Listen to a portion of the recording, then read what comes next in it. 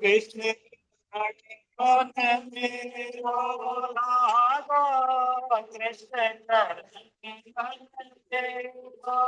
लागो कृष्ण चरण मन मेरो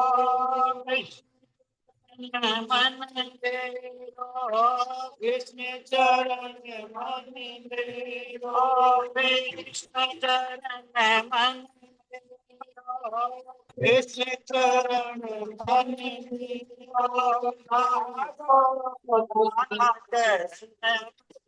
तेरो भाग्यो राधा चरण मन मेरो भवसागर से पार उतारो भवसागर से पार उतारो भवसागर से पार उतारो अब भवसागर से पार देवता मैं करो नहीं देता मैं करो नहीं देता कुमारी रानी को दीजे रूप कुमारी रानी को दीजे रूप कुमारी रानी को दीजे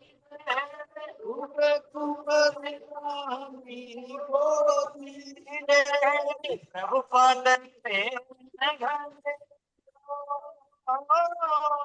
प्रभु पद से गाने कृष्ण चरण कृष्ण चरण मन मेरो कृष्ण चरण मन मेरो कृष्ण चरण मन मेरो कृष्ण चरण मन मेरो मन मेरो कृष्ण चरण मन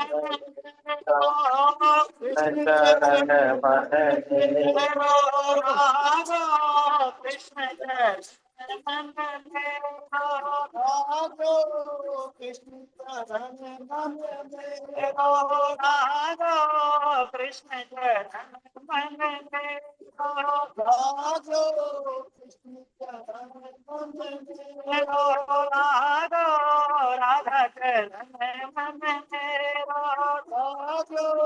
राधा चरण मन मेरो राधा चरण मन मेरो राधा चरण मन मेरो राधा चरण मन मेरो राधा चरण चरण मन मन मेरो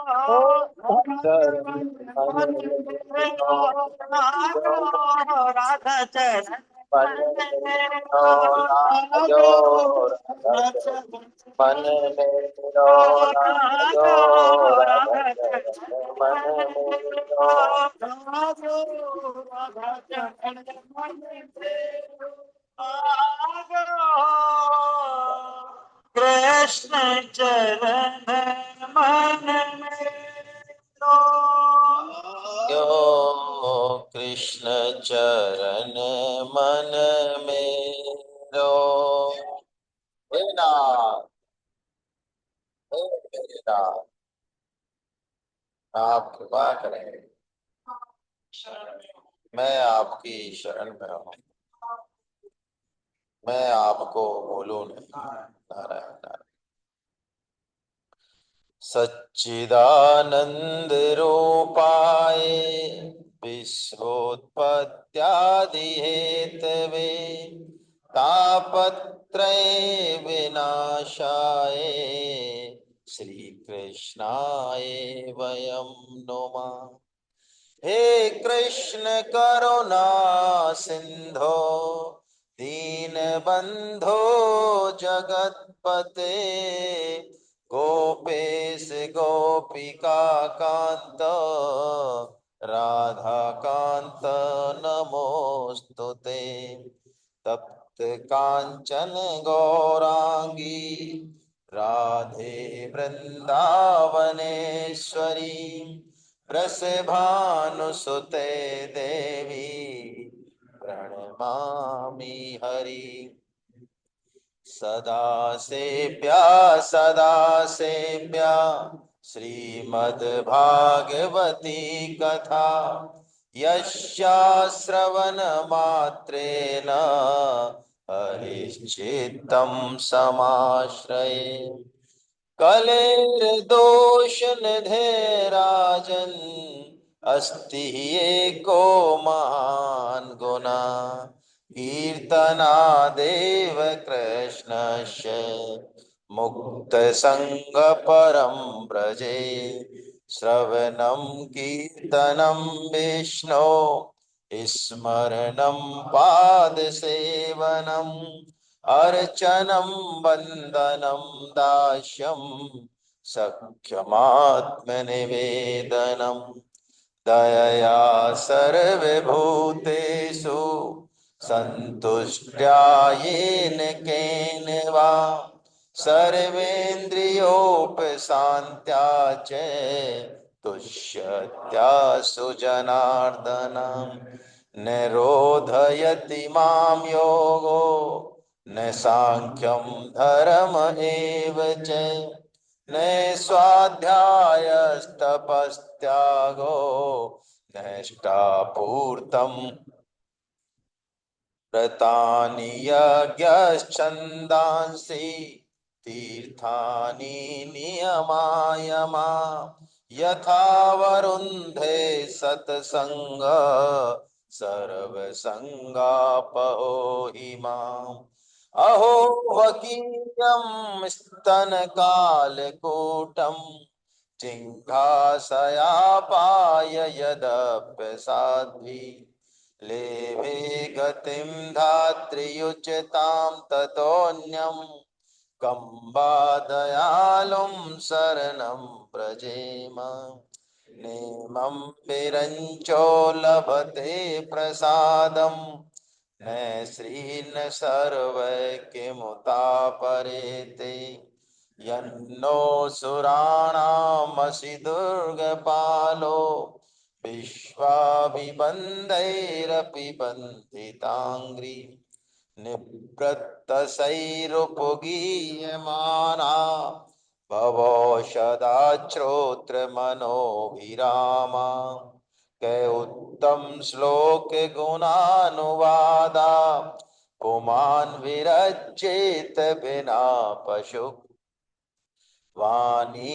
गुणानुकथने श्रवणो कथायाम् हस्तौ च कर्मसु मनस्तव पादयोर्न स्मृत्यां शिरस्तव निवास जगत् प्रणामे दृष्टिं सतां दर्शनेस्तु भवत्तनूनां कायेन वाचा मनसेन्द्रियैर्वा बुद्धयात्मना वानुसृतः स्वभावा करोति यत् यत् सकलं परस्मै नारायणायेति समर्पयेत अन्य घरी सोई जब सतसंगता अन्य जन्म तुझ भग अहि कल काल न साधन दूजा जोग यज्ञ जप तप व्रत पूजा हनुमंत विपति प्रभु सोई जब तब सुमिरन भजन न होई राम ही सुमरिय गाइए राम ही संतत सुनिए राम गुण ग्राम कहीं सुनहि अनुमोदन करहि गोपद इव भव निधि तरहि प्रभु तरु तर कपिडार पर ते किए आप समान तुलसी कहूँ न राम से साहिब सील निधान राम चरण रति जो चहे अथवा पद निर्वाण भाव सहित सो यह कथा करऊं श्रवण पुट पान बोलो बांके बिहारी लाल की जय। भगवान श्री कृष्ण की अद्भुत कृपा कि हम सब पुनः सत्संग के लिए एकत्रित हो पाए। आज से सप्तम स्कंद हमारा शुरू हो रहा है। जैसा कि हमने पहले देखा कि भागवतम में जो 12 स्कंद हैं, तो उसमें से 2 स्कंद में तो पहला अधिकारी स्कंद हो गया, परीक्षित जैसी लालसा, और दूसरा साधन स्कंद हो गया, जिसमें सुखदेव जी ने साधन बताया। और तीसरे से 10 लक्षण घटते हैं। हर स्कंद में एक एक लक्षण घटता है, जिसको कि दूसरे स्कंद के अंत में बताया। अत्र सर्गो विसर्गश्च स्थानम पोषणम ऊतया, है ना। पहला सर्ग, फिर विसर्ग, अत्र सर्गो विसर्गश्च, फिर स्थान, पोषण। छठवां स्कंद पोषण का था। पोषण मतलब भगवान की कृपा, जिसमें हमने देखा कि भगवान की कृपा से ही सब काम हो रहा है, और भगवान की कृपा अहेतुकी है और निरंतर है। इस कारण हम उसको अनुभव नहीं कर पाते हैं, उसकी तरफ हमारी महत बुद्धि नहीं जाती है, हमारे कर्म पे, हमारे सामर्थ्य पे महत बुद्धि चली जाती है। जबकि हमारे सामर्थ्य, हमारे बढ़िया से बढ़िया कर्म के पीछे भी कृपा का ही आश्रय है, भगवान का पोषण है। इस बात को हमें विशेष ध्यान रखना चाहिए। आज परम सद्य स्वामी जी महाराज ने फरमाया भी था कि हम सब काम दूसरों के लिए करें, माला भी, परोपकार भी, दान भी, पुण्य भी, उससे हमारा कल्याण हो, ये भाव मन में आना ही नहीं चाहिए। ये भगवान की आज्ञा है, और भगवान के जनों के लिए और उनकी प्रसन्नता के लिए कर रहे हैं, ऐसा भाव रहना चाहिए। और भगवान की कृपा का अनुभव करना चाहिए कि हमको इस योग्य बनाए कि हम कर पा रहे हैं, थोड़ा बहुत हमसे हो पा रहा है ना, वरना तो भगवान किसी से करा लेते। अब ये जो सप्तम स्कंद है, ये कैसे स्टार्ट हुआ? तो इसका विषय है ऊती, ऊतय। ऊती ये नया शब्द है हमारे लिए। ऊती का मतलब है वासना, कर्म वासना। क्यों आया ये स्कंद? ये ऐसे प्रकट हुआ कि जब भगवान की कृपा सब पे है, अहेतुकी है और निरंतर है, सब पे ही कृपा है, उसका कोई हेतु भी नहीं कि अच्छे पे ज्यादा है और बुरे पे कम है, और यूं है कि कुछ नहीं, कृपा कृपा ही है, बस कृपा बस है। तब फिर हम जीव इतने अलग अलग योनियों में अलग अलग कर्म फलम क्यों भुगत रहे हैं? कोई स्वर्ग में जा रहा है, कोई नरक में जा रहा है, कोई चक्कर खा रहा है, कोई भगवान का भक्त बन रहा है। ये जो डिफरेंस है हम सब में, ये डिफरेंस आखिर ये क्यों है? तो इसका वर्णन करने के लिए ये स्कंद है कि भगवान ने बनाया सबको, मनुष्य को एक सार है, लेकिन मनुष्य अपने स्वभाव के अनुसार, अपने पुराने संस्कार के अनुसार जो है कर्म करता है। ये उसको स्वतंत्रता दी मनुष्य को कि वो चाहे तो अपना कल्याण कर ले और चाहे तो अपना पतन कर ले, स्वतंत्रता दी। तो वो इस स्वतंत्रता का दुरुपयोग करता है मनुष्य, चाहे तो सदुपयोग भी कर सकता है। तो कर्म वासना जो उसकी है, संस्कार जो उसके हैं, उसके कारण वो विभिन्न विभिन्न तरह के कर्म करता है। उसके अंदर जो संपत्ति है, 2 तरह की, दैवी संपत्ति और आसुरी संपत्ति। अब वो उसके ऊपर है कि वो कौन सी संपत्ति को प्रधानता दे, किस संपत्ति को आगे ले जाए, ये उसके ऊपर है। इसके कारण ये अलग अलग वासनाओं के कारण जो है इतनी इतनी योनियों में और इतने इतने फलों में उसका भेद हो जाता है, कर्म फलों में। ये इस अध्याय का विषय है ना। तो शुभ वासना होगी तो शुभ कर्म होंगे, कल्याण होगा। अशुभ वासना होगी तो जो है, हाँ, पतन होगा हमारा, ये मतलब है। भगवान का वास्तव में इसमें कोई लेने देने नहीं है। हम गीता के हिसाब से भी देखें तो भगवान ने गीता में भी ये स्पष्ट किया है कि मैंने मनुष्य को स्वतंत्रता दी है। मनुष्य पतन करेगा कि कल्याण कल्याण करेगा, इसमें मेरा लेना देना, हाँ, सिस्टम तो पूरा मेरा ही है, फिर भी मैं निर्लिप्त हूं। न कर्तृत्वम न कर्माणि लोकस्य सृजति प्रभु, न कर्म फल संयोगम। 5.14 में भगवान 3 चीजों के लिए मना कर रहे हैं बहुत स्पष्ट। न कर्तृत्वम, तुम, हम लोग कर्म करें और उसके कर्ता बने और हमारा बैंगन का भरता बने। भगवान कह रहे हैं इसका विधान मैंने मैंने नहीं किया, तू खुद ही कर्ता बन, तेरा खुद ही भरता बनेगा, मेरा क्या लेने देना है, तू नहीं बनना चाहे मत बन। तो न कर्तृत्वम न कर्माणि, तू यही कर्म करे कि ये नहीं करे, किधर चले, ये मेरा भी, इससे भी कोई लेना देना नहीं है। न कर्म फल संयोगम, ना मैं ये कहता हूं कि भैया तू इसको, तेरा इस कर्म से इस फल का इस चिपकना ही चिपकना है तेरे को, नहीं, कुछ भी नहीं। अपने आप कर्म के अनुसार फल आएगा। लेकिन तो फिर क्यों चक्कर पड़ रहा है हमारा? स्वभाव वस्तु प्रवर्तते। और ये एक ऐसी चीज है कि कितना ही समझाने के बाद भी, हम सब साधकों की बात है ये, गीता नहीं पढ़ रहे उनकी तो बात ही नहीं है। जो गीता पढ़ रहे हैं 8-8 10-10 साल से, 5-5 साल से, उनको भी इस विषय में कहो तो मुंडी हिल जाती है, लेकिन बिल्कुल भी बात समझ में आती नहीं है। वैसे तो ऊपर से तो सब आती है समझ में, ऊपर से तो सब आती है कि हाँ हम समझ गए, लेकिन यदि कहा जाए कि भाई आप अपने स्वभाव के वश में होकर क्रिया कर रहे हो, लेकिन वो समझ में नहीं आती बात। ये स्वभाव इतना प्रबल है। जैसे किसी को कहा जाए कि आपको बोलने का वेग है, आप कम बोलो, आप कम बोलोगे तो आपकी डिलीवरी बहुत अच्छी हो जाएगी, उल्टा लोग आप गीता के भावों को और अच्छे से साधकों को दे पाओगे, लेकिन उसका स्वभाव इतना प्रबल है कि वो इसको नहीं समझेगा। कहने के बावजूद भी हो सकता है समझ भी ले, लेकिन फिर वही चालू हो जाएगा। स्वभाव इतना प्रबल है ये। यही स्वभाव, यही वासना है ये। तो इस कर्म वासना का नाश कैसे हो? पहले तो एक कर्म वासना उदय कैसे हुई? तो बताया कि अज्ञान से उदय हुई है, कामना से उदय हुई। कहीं ना कहीं कोई कामना, कोई इच्छा भौतिक सुखों की है, उसके कारण अज्ञान, और उसी के से कामना पैदा हुई, और उसी से काम क्रोध लोभ पैदा हुए। ये बता रहे हैं भगवान, इसमें विषय वस्तु देख रहे हैं हम थोड़ा सा, कि कामना, कामना समस्त पापों की जड़ है। कामना से क्रोध, और बीच में से पढ़ रहा हूं मैं, लोभ और पैदा पैदा होते हैं। ये तीनों नरक के द्वार हैं। क्या होगा इससे? मनुष्य कर्म करेगा सुख की प्राप्ति के लिए, लेकिन उसे मिलेगा दुख, क्योंकि मूल में भूल हो गई। कर्म किसके लिए किया जा रहा है? सुख के लिए। कौन से सुख के लिए? खुद के सुख के लिए। तो खुद का सुख तो कुछ है ही नहीं। खुद का सुख कहाँ छुपा हुआ है? दूसरे के सुख में छुपा हुआ है। जबकि हम दूसरे के सिर पे पैर रख के और किसका सुख चाहते हैं? तो किस में भूल हो गई? मूल में भूल हो गई। अब मूल में भूल होने से कितने ही शुभ कर्म करो, चाहे कितने ही सत्कर्म करो, रिजल्ट खराब आएगा। ये मतलब है यहाँ पे, है ना? क्यों? सुख के मूल स्रोत तो भगवान है। हम संसार में सुख खोज रहे हैं, जबकि संसार तो दुखल है। तो ये मूल में भूल हो गई। संसार रूपी वृक्ष की जड़ है कृष्ण। अतः क्या हो, कैसी कामना हो?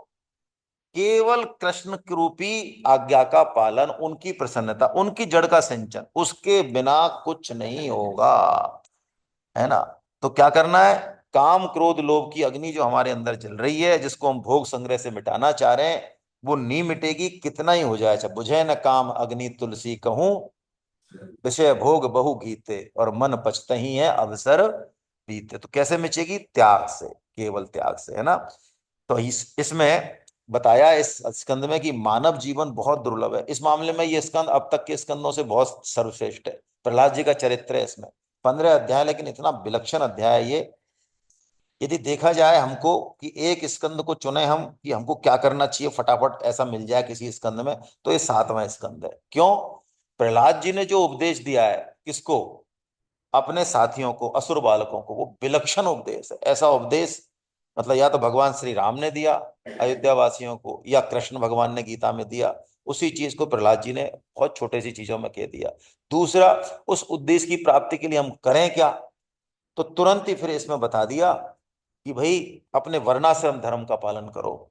तो इसलिए इस स्कंद में उसके बाद मानव धर्म क्या है, वर्ण धर्म क्या है, स्त्री धर्म क्या है, आश्रम धर्म क्या है, मतलब हम कैसे रहें, हमारी रहनी करनी कैसी हो, किससे कैसा विवेक, ये सब चीज बता दी। यानी ये पूरा पैकेज है।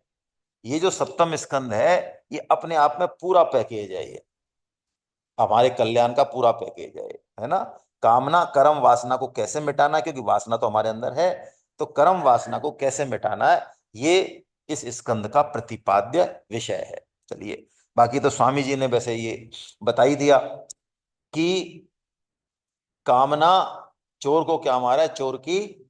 हाँ, तो कामना को मिटाने का उपाय है ये कि जहां काम है वहां राम को बैठा लें, है ना? और निश्चिंत हो जाए बिल्कुल। क्यों? हमारा जीवन वास्तव में भगवान के चलाए ही चल रहा है, ये पक्की बात है।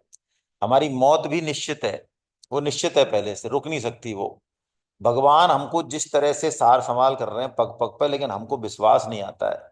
यदि ये विश्वास आ जाए तो जीवन में एक अपने आप एक निर्भयता आ जाए। हमारे अंदर निर्भयता नहीं, मैं तो अपनी बात को, मुझे बहुत भय लगता है। तो ये भय जो है ना, तो इसका विश्लेषण करें तो इसका भय का विश्लेषण करने पे यही हाथ आता है कि भय जो लग रहा है तो कहीं ना कहीं भय लग रहा है, दो चीजों से लगता है भय।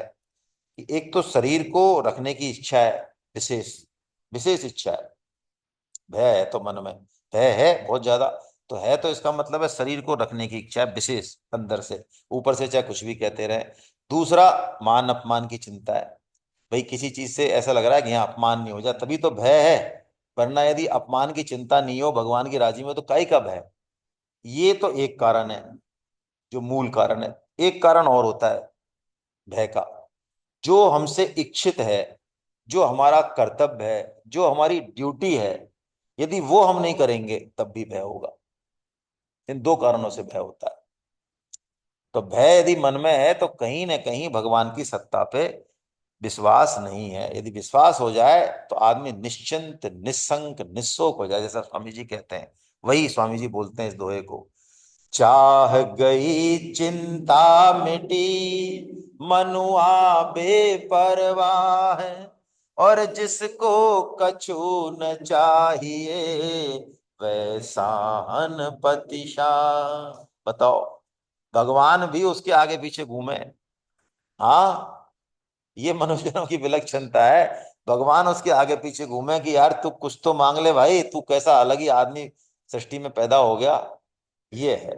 तो चलिए, अब ये चैप्टर शुरू होता है, इसका शुरू होता है। राजा परीक्षित ये पूछते हैं, क्या पूछते हैं? अभी अभी वृत्तासुर को मारा भगवान ने, इससे पहले किसको मारा? हिरण्यकशिपु को और हिरण्याक्ष को मारा। हिरण्याक्ष को मारा यानी असुरों का ही वध कर रहे हैं भगवान। तो अब परीक्षित ये पूछ रहे हैं कि महाराज, भगवान तो स्वभाव से ही भेदभाव रहते हैं, सभी प्राणियों के प्रिय हैं। सभी प्राणी मतलब सभी प्राणी, असुरो देवता से तो मतलब नहीं है ना। और सुहृदय, फिर उन्होंने इंद्र के लिए दैत्यों का वध क्यों किया? बताओ। इंद्र के लिए हमेशा इंद्र के पक्ष में खड़े हो जाते हैं और देवताओं को, दुष्टों को, इनको असुरों को मारते हैं। तो बताओ ये कहां से समान रहा है इनका व्यवहार? नहीं रहा ना समान। तो हमारे मन में भगवान के इस कर्म को लेके, समभाव को लेके बड़ा संदेह हो रहा है। तो इसका कृपया समाधान गीता में कहीं दिया गया? इसका समाधान भगवान ने एक ही श्लोक में, या तो खैर हम डिटेल में समझेंगे ही, लेकिन यदि एक श्लोक में देखें तो कहीं दिया क्या? कहाँ दिया बताओ?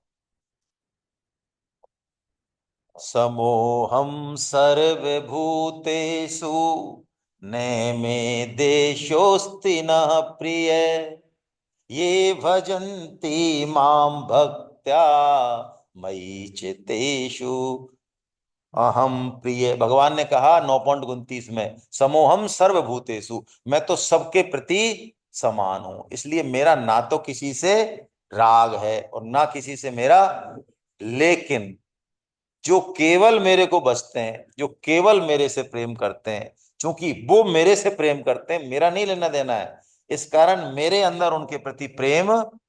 मैं तो शांत और निर्विकारी हूं, मेरे नहीं है कुछ भी। वो तो मेरे में तो एक्शन सामने से आता है, यहाँ तो रिएक्शन होता है, मेरे यहाँ तो एक्शन नहीं होता। भगवान में एक्शन नहीं होता। भगवान तो सम है, ब्रह्म जो है शांत और वो है, उसमें एक्शन नहीं होता है। जब भी तो सीता माता कहती हैं वाल्मीकि रामायण में कि भगवान राम ने कुछ नहीं किया। तुम जो सोच रहे हो ना कि भगवान राम कुछ नहीं किया, वो कुछ कर ही नहीं सकते। ये रावण को मारना और इन सब राक्षसों को मारना, ये सब काम तो मैंने किए हैं। सीता माता कह रही है मैं योग में आया हूं, ये काम तो मैंने किए हैं, भगवान ने कुछ नहीं किया है। और ये बात उनकी बहुत ऊंचे स्तर की बात है, ये समझ में नहीं आती है बात, ये बहुत भाई कार्य किससे होगा? कार्य तो गुणों से होगा। कर्म मात्र किससे होगा? गुणों से होगा। तो गुण प्रकृति में है, तो प्रकृति का जो रूप है वो। और भगवान कौन है? गुणातीत। वो कैसे कर लेंगे कर्म? आत्मा कैसे कर्म कर ले? कितनी ऊंची बात है, बहुत ऊंची बात है। तो अब सुखदेव जी महाराज बता रहे हैं। सुखदेव जी प्रसन्न हो गए पहले तो, कि बड़ा आनंद आ गया, तुमने क्या प्रश्न पूछ लिया है यार, ये बहुत ही बढ़िया प्रश्न। क्यों इतने खुश हो गए सुखदेव जी यहाँ? वो इसलिए हो गए कि यार मैं अब प्रहलाद जी का चरित्र सुनाता हूँ, तेरे को पता ही नहीं है। हाँ, तो वो सुखदेव जी को अचानक प्रहलाद जी का चरित्र याद आ गया। वो कह रहे हैं परीक्षित तेरे को कुछ पता ही नहीं है, असुरों के ऊपर कितनी कृपा है भगवान की। अरे दुष्टों पे तो ज्यादा कृपा रहती है, बच्चों पे ज्यादा कृपा रहती है, मूर्खों पे ज्यादा कृपा रहती है। प्रहलाद जी पे, बलि पे, है ना, इन पर कितनी कृपा की है भगवान ने, तो वो चरित्र सुनाएंगे, इसलिए बड़ा आनंद आ गया, है ना। अब पहले तो कारण बता रहे हैं वो। सुखदेव जी कहते हैं, भगवान की समता को लेकर तुम्हारा प्रश्न बड़ा सुंदर है। क्यों ऐसे प्रसंग प्रहलाद आदि भक्तों की महिमा से परिपूर्ण होते हैं, जिनके श्रवण से भगवान की भक्ति बढ़ती है ना। राजन, सत्व, रज और तम, ये तीनों प्रकृति के गुण हैं, आत्मा और परमात्मा के नहीं। इन तीनों में से कोई एक बाकी दो को दबाकर वृद्धि करता है, ये सिस्टम है इन गुणों का। हमने गीता में भी पढ़ा, है ना, 14.10 में। यही कारण है कि भगवान समय समय पर तात्कालिक गुण का आश्रय लेकर उस गुण को बढ़ा देते हैं। जब देवताओं का समय आएगा तो किसको बढ़ा देंगे? सत्वगुण को बढ़ा देंगे। असुरों का समय आएगा, रजोगुण को बढ़ा देंगे। और जब संहार करने की मन में आए, भगवान के सोने की मन में आए, तब भगवान किसको बढ़ा देते हैं? और भगवान इन गुणों को स्वीकार करते हैं। वास्तव में उनका कोई लेना देना इन गुणों से नहीं है, इन गुणों की वृद्धि और वो हो रही है, लेकिन भगवान इनसे निर्लिप्त है ना। भगवान किसी का पक्ष नहीं लेते, बल्कि जिस गुण की बढ़ोतरी होती है उसी गुण के अनुसार वो ऋषियों का, देवताओं का, असुरों का या राक्षसों का अभ्युदय करते हैं। और वास्तव में भगवान दैत्यों को मारते नहीं, अपितु ताड़ते हैं। मारने की तो बात उनकी आएगी ही नहीं। कहां से आएगी मारने की बात? मारने की बात आ ही नहीं सकती। तो उनकी क्रिया में तो विषमता दिखेगी, लेकिन उनकी भाव में विषमता, जैसे स्वामी जी ने उदाहरण बताया ना कि बिजली है, वही बिजली बर्फ जमा रही है और वही बिजली हीटर चला रही है। उसमें परिणाम में विषमता दिख रही है, लेकिन मूल में तो बिजली एक ही है ना। तो जब सत्वगुण की वृद्धि के समय ये देवताओं का उत्कर्ष करते हैं, और उस समय ये रजोगुण तमोगुण प्रधान असुरों का संहार करते हुए दिखते हैं, तो ऐसा ये भगवान अलग अलग दिखते हैं। कैसे? जैसे एक ही वस्तु अलग अलग इंद्रियों से अलग अलग भासती है। देखो, हम लड्डू खाए हैं, तो लड्डू को आंख देखेगी सबसे पहले, यार ये गोल है ना। फिर हाथ देखेगा, अच्छा हाँ चिकना है, एकदम बढ़िया घी का सा लग रहा है। फिर उसको नाक सूंघेगी, वाह क्या खुशबू है यार। फिर उसको जीभ स्वाद लेगी, वाह अब आया मजा असली तो यार। अब हमें ये बहुत सूक्ष्म बात है, क्या ये पांचों चीजें एक ही वस्तु के बारे में चर्चा हो रही है? कैसे पता? क्योंकि इन इंद्रियों का राजा मन है। यदि इंद्रियों का राजा मन नहीं होना है, तो ये पांच रिजल्ट अलग अलग पड़े रहे, ये हमको ये नहीं पता चले कि ये पांचों एक के बारे में चर्चा हो रही है। आप समझो इस बात को, बहुत गहरी बात है ये पांचों इंद्रियां जो काम कर रही हैं, ये सिंथेसाइज होता है सिस्टम। इसलिए हमको पता चल रहा है कि यही लड्डू गोल है, यही चिकना है, यही मीठा है और यही ऐसा है। नहीं तो यदि ये मन नहीं होना, तो ये पांचों चीजें, पांचों रिजल्ट ये अलग अलग पड़े रहे। ऐसे ही मन, बुद्धि, इंद्रिय और अल्टीमेटली वो परमात्मा है। तो वो परमात्मा गुणों के प्रभाव से अलग अलग दिखता है, हमको अलग अलग दिख रहा है, वास्तव में वो एक ही है। जैसे अभी हमारी इंद्रियां अलग अलग होती तो हम कहते, कोई हमसे कहता कि भाई साहब वो जो लड्डू है ना गोल, वही लड्डू खाने में बहुत स्वाद है। अरे यार, ऐसे कैसे हो सकता है? वो तो गोल है, स्वाद का क्या लेना देना है उससे?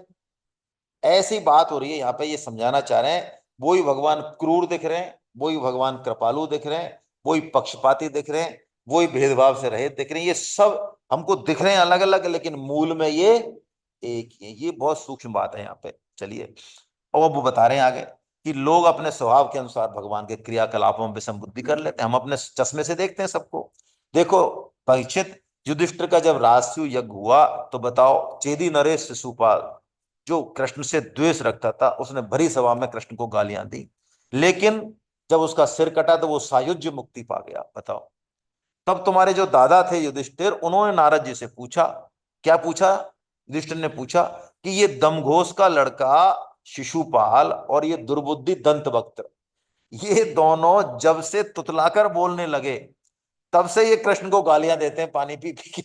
यानी इन्होंने बोलना नहीं सीखा, तब से ये कृष्ण को, अब इनके ना तो जीभ में कोड़ हुआ, आखिर कृष्ण को गाली दे रहे हैं इतने समय से बिना मतलब के, ना तो इनकी जीभ में कोड़ हुआ, ना उनको कोई रौरव नरक मिला, किसी तरह का कोई दंड मिला, और बल्कि इनको तो जो है वो मुक्ति मोक्ष मिल गया जो बड़े बड़े योगियों को नहीं मिलता है। तो इसका क्या कारण है, ये युधिष्ठिर ने पूछा है।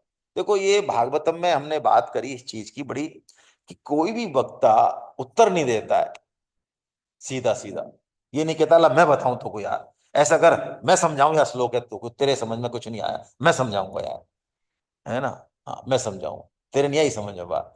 सुखदेव जी जैसे महान ज्ञानी भी किसका आश्रय ले लिया खट्ट उन्होंने, नारद जी का ले लिया। क्या नारद जी ने जो बात बताई ना युधिष्ठिर को, वही बात मैं अब तुमको सुनाता हूं। अब नारद जी ने कितनी बढ़िया बात बताई, है ना। नारद जी कहते हैं कि निंदा स्तुति सत्कार और तिरस्कार ये सब इस शरीर के होते हैं।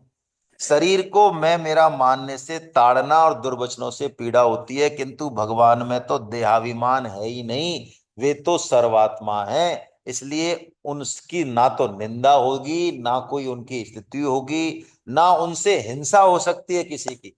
हिंसा होगी कैसे उनसे। भृगु जी ने भगवान के चरणों में लात मारी तो भगवान ने उल्टा ये पूछा कि आपके लग तो नहीं गई। ऐसा थोड़ी है कि वो कोई क्रोध को पिया हो, उन्होंने क्रोध है ही नहीं उनके, है ना।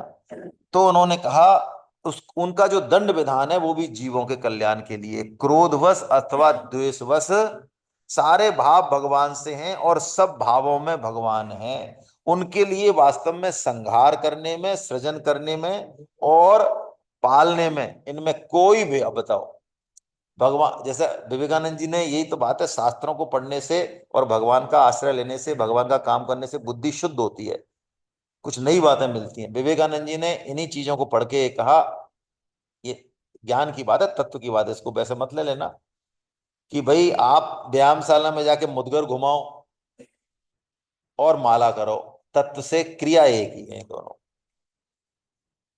अब इसको वैसे मत ले लेना कि एक ही बात है, इसका मतलब माला क्या करनी, नहीं नहीं नहीं, उसका अलग सेंस है ना। क्योंकि अभ्यास और क्रिया बहुत इंपॉर्टेंट है, लेकिन तत्व से दोनों चीजें। अब ये जो बात कहना चाह रहे हैं, देखो कितनी महत्वपूर्ण बात है जो नारद जी बता रहे हैं, उसको हमको पकड़ना है। इस सारे भावों में भगवान है ना। इसलिए क्या करना चाहिए, बहुत प्यारी बात है यहाँ पे, तस्माद् वैरानुबंधेन निर्वैरेण भयेन वा स्नेहात् कामेन वा युञ्जात् कथञ्चित्रे पृथक् पृथक् कथञ्चिन् नेक्षते पृथका, कथञ्चिन् नेक्षते पृथका यथा वैरानुबंधेन मर्त्यस्तन्मयतामिया ने तथा भक्ति योगेन इति मे निश्चिता मति। कितनी बढ़िया बात है, नारद जी कह रहे हैं सब भावों में भगवान है, इसलिए चाहे बैर भाव हो सुदृढ़, चाहे बैरहीन भक्ति भाव हो, बैर हो चाहे भक्ति हो, भय हो, भय से हो भगवान का नाम, स्नेह से हो चाहे कामना से हो, कैसे भी हो भगवान में अपना मन पूर्ण रूपेण भगवान में लगा देना, क्योंकि भगवान के लिए कोई फर्क नहीं है। भगवान को तो कोई गाली भी दे रहा है और कोई स्तुति कर रहा है तो भगवान के लिए दोनों बिल्कुल समान है ना। और अब जो बात कह रहे हैं नारद जी वो और जबरदस्त कह रहे हैं, क्या कह रहे हैं, युधिष्ठिर मेरा तो ऐसा दृढ़ निश्चय है कि मनुष्य बैर भाव से भगवान में जितना तन्मय हो जाता है उतना भक्ति योग से, क्यों, हम बैर करते हैं मन से और भक्ति करते हैं ऊपर से। हाँ, हम बिजनेस करते हैं मन से और भागवत पढ़ते हैं ऊपर से। हम विषय भोग करते हैं लग के, है ना, और बाकी काम भगवान का काम करते हैं ऊपर से। थोड़ी सी प्रतिकूल परिस्थिति आ जाए तो भगवान के काम से हटने में हम कतई भी जो है, हाँ, एक सेकंड नहीं लगाते। अपने सिद्धांतों से भगवान के लिए समझौता नहीं करते, बिजनेस के लिए तो कितने भी कुलामंडी खा जाए। जैसे मुझे बताया कई आचार्यों ने ये कहा कि साहब हम जो है कैसे पैसे ले लें साधकों के, साधकों के पैसे हमारे अकाउंट में आ जाएंगे, हमारे लिए तो नरक तैयार हो गया। हाँ देखो कितने सुंदर साफ स्वच्छ है एकदम, यानी जिंदगी में इनके मल कभी लगा ही नहीं आज तक। पैसे जैसा मल इनके लगे, बताओ पैसा क्या क्या करना है इनको। पैसे से तो ये उठ गए ऊपर एकदम से। हाँ, बिजनेस हो हमारा, हमारा बिजनेस हो, और बिजनेस में हमको चाहे टैक्स चोरी करनी हो, चाहे रेट गलत बतानी हो, चाहे झूठ बोलनी हो, और चाहे हमारे नुकसान हो जाए, 6 महीने हम परेशान रहें, उससे नहीं हटना है। उससे तो सारी विघ्न बाधाओं को पार करके और बिजनेस को सफल करना है। समझ में आ रही है बात? समझ में आ रही है ना बात? हाँ, ये है असली चीज। और ये बहुत कम लोगों के समझ में आती है ना। जिनका जीवन बदल जाता है समझ में आ जाती है जब, है ना। बाकावत साहब का उदाहरण है हमारे सबके सामने। तो एक एक बैरी को हम एक एक कोशिका से पूरी तन्मयता से याद करते हैं। इस तरह हम भगवान को याद नहीं करते। अब बता रहे हैं उदाहरण नारद जी। गोप्य कामात् भयात कंसो द्वेषा चैत्यादयो नृपा संबंधाद वृष्णये स्नेहा यूयं भक्त्या वयं विभो कतमोपि न वेन स्यात् पंचानां पुरुषं प्रति तस्मात् केनापि उपायेन मनः कृष्ण निवेशय। ये 4 श्लोकों में जो बात बताई है, इसके अलावा हमको कुछ भी जरूरत नहीं है। मैं तो ऐसा, मेरा तो मन है ऐसा कहने का कि इसके अलावा एक भी श्लोक की जरूरत है ही नहीं। ये 4 श्लोक जो हैं, इसमें सब कुछ आ गया हमारे कल्याण के लिए, सारी सार बात आ गई, कुछ बचा ही नहीं। नारद जी कहते हैं, महाराज गोपियों ने तीव्र काम से, बताओ भाई, कई गोपियों को तो भगवान, ये परीक्षित जी प्रश्न पूछेंगे, उन्होंने जार भाव से प्रेम किया भगवान से। उनको थोड़ी पता था ये भगवान है और हम इनसे मिलने, ना ना, उन्होंने तो बिल्कुल जैसा भाव होता उसी भाव से उन्होंने भगवान को चाहा। कंस ने भय से, बताओ। शिशुपाल दंतवक्त ने द्वेष से। यदुवंशियों ने परिवार के संबंध, यदुवंशी को थोड़ी पता है एक साक्षात कृष्ण है, हमारे बुआ का लड़का, हमारे मामा का लड़का, हमारा बड़ा भाई है, हमारा पड़ोसी है, ऐसे। और हम लोगों ने भक्ति से, बताओ। तुम लोगों ने स्नेह से, पांडवों ने, और हम लोगों ने भक्ति से मन लगाया, और पांचों का ही फल बराबर हो गया। लेकिन वेन मुक्त नहीं हुआ। राजा वेन का नाम आया इस श्लोक में। राजा वेन का नाम क्यों आया? कि इन 5 तरह के जो ये क्वालिटी हैं जो भगवान के लिए तो बराबर हैं, ये बेन ने 5 तरह में से कोई सा काम नहीं किया, इसलिए रह गया वो बेन सबसे बड़ा पापी। यदि वो कंस की तरह लठ ले लिए लड़ लेता भगवान से, तो बेन का कल्याण हो जाता। लेकिन बेन ने ये गलती करी, इसलिए अब रिजल्ट है खास बात। चाहे जैसे भी हो, अपना मन भगवान श्री कृष्ण में तन्मय कर देना। तस्मात् केनापि उपायेन मनः कृष्णे निवेशय। जिस उपाय से, इसलिए साधन का चुनाव बड़े ठीक से करना चाहिए। साधन जो है ना, अपने स्वभाव और संस्कार को लेके होगा, तो हमारा साधन नदी की धारा के समान हो जाएगा। और यदि हमने चुनाव गलत कर लिया, तो नदी की धारा से विपरीत चलना हो जाएगा। जैसे उदाहरण से बताऊं मैं, किसी का नाम जप में बहुत मन लगता है, तो अब उसके लिए नाम जप से ही भगवान में मन लगाए वो। किसी का नाम जप में मन नहीं लगता, कहते कि यार ये क्या है माला करके, नहीं, हम तो जो है समाज सुधार करेंगे, बदलेंगे लोगों को, दुनिया को बदलेंगे भाई साहब। ऐसे यहाँ खड़े पड़े पड़े क्या राम राम करना है, तो लगे वो, लेकिन करे गीता के अनुसार। कोई समझे कि नहीं यार, ना ये करना ना ये करना, हमको तो भागवत पढ़ने में जो आनंद आ रहा है ना, ये है यार असली चीज भागवत। इसको पढ़ो, इसका आलोड़न विलोड़न करो, इसके कितने 101 इसके वो करने, चाहे 10 साल लगे, वो इससे जाए। यानी जिस तरीके से भी हमारा मन भगवान में लगे, उस तरीका वो ही हमारा साधन है ना। तो ये बात इन्होंने कही। अब इन्होंने कहा कि तुम्हारे जो ये शिशुपाल और दंतवक्त थे ना, ये तो भगवान के मुख्य पार्षद थे। तो इन्होंने प्रश्न पूछा कि भैया वो पार्षद थे तो नीचे कैसे आ गए? तो वो कथा हमने ले ही ली कि सनकादि जी ने उनको श्राप दिया, है ना, इस कारण उनका वो नीचे आए थे। ये अंतिम जन्म है उनका, कौन सा? शिशुपाल और दंतवक्त के रूप में, है ना। फिर इन्होंने प्रश्न पूछा कि महाराज, ये हिरण्यकशिपु ने जो है, इन्होंने आखिर उनसे बैर क्यों किया? प्रहलाद जी से, अपने पुत्र से बैर, बताओ। पुत्र से तो वैर कोई नहीं करता है ना। फिर उन्होंने वैर क्यों किया? चलिए, ये विशेष हमने समझ लिया है ना। यहाँ पे बात ये आई है कि भगवान समवर्ती नहीं है, समदर्शी है। क्रिया उनकी अलग अलग होंगी, लेकिन उनका भाव जो है वो समान है, ये मतलब है। इसलिए वो पक्षपात नहीं करते असुरों से। ये तो हम प्रहलाद जी को पढ़ेंगे। प्रहलाद जी जो बलि को बांधते हैं, जब जो बात कहते हैं, हम इसमें भी लेते हैं, नैमम विरंचो लभते प्रसादम, न श्री न सर्वय किमुता परेते, यन्नो सुराना मसी दुर्गपालो विश्वारी बंधे, है ना, बंदितांगी। ये बात कहते हैं, प्रहलाद जी ने श्लोक बोला है, जो हम मंगलाचरण में लेते हैं। नैमम विरंचो लभते प्रसादम, न श्री न सर्वः किमुता परेते। महाराज, आपकी जो कृपा मेरे ऊपर है, ये तो ना तो ब्रह्मा जी के ऊपर हुई, ना शिव जी के ऊपर हुई, ना इंद्र के ऊपर हुई, और ना लक्ष्मी जी के। जो कृपा आपने हमारे ऊपर करी है ना, ये आज तक आपने किसी के ऊपर नहीं करी। जो लोग कहते हैं कि तुम इनके सगे हो, इनके सगे वगे कुछ नहीं हो। यन्नो सुराणाम असि दुर्ग पालो। अरे हम असुरों के तो तुम बॉडीगार्ड बन गए, बताओ। हमारे गेट के बाहर खड़े हैं, हाँ, बलि के गेट के बाहर खड़े हैं भगवान, 24 घंटे। बलि को कोई टेंशन नहीं है, बलि को क्या रखा है, किसी की हिम्मत नहीं। इंद्र, किसी की हिम्मत नहीं जो तेरे यहाँ आ जाए, मैं खड़ा हूं ना बाहर। इंद्र बिंद्र कुछ, किसी की हिम्मत नहीं। कौन आ जाएगा जब भगवान खड़े हैं? तो आज जो वो बनते हैं, इसी में आएगा शायद। पहले घरों में बाहर जो वो दो बनते थे ना, दो हाँ, द्वारपाली बनते थे, बैठने की वो बनती थी, गोखे बनते थे, हाँ। तो वो वही है। भगवान एक में तो भगवान बैठे, फिर भगवान ने आखिर में प्रहलाद जी को बुलाया कि यार प्रहलाद जी, हमारा मन नहीं लगता, हम बैठे बैठे करें क्या, 24 घंटे यहाँ सिक्योरिटी गार्ड की नौकरी हो गई हमारी। हाँ, कहीं जा भी नहीं सकते हैं, ऐसा तो नहीं CLPL है।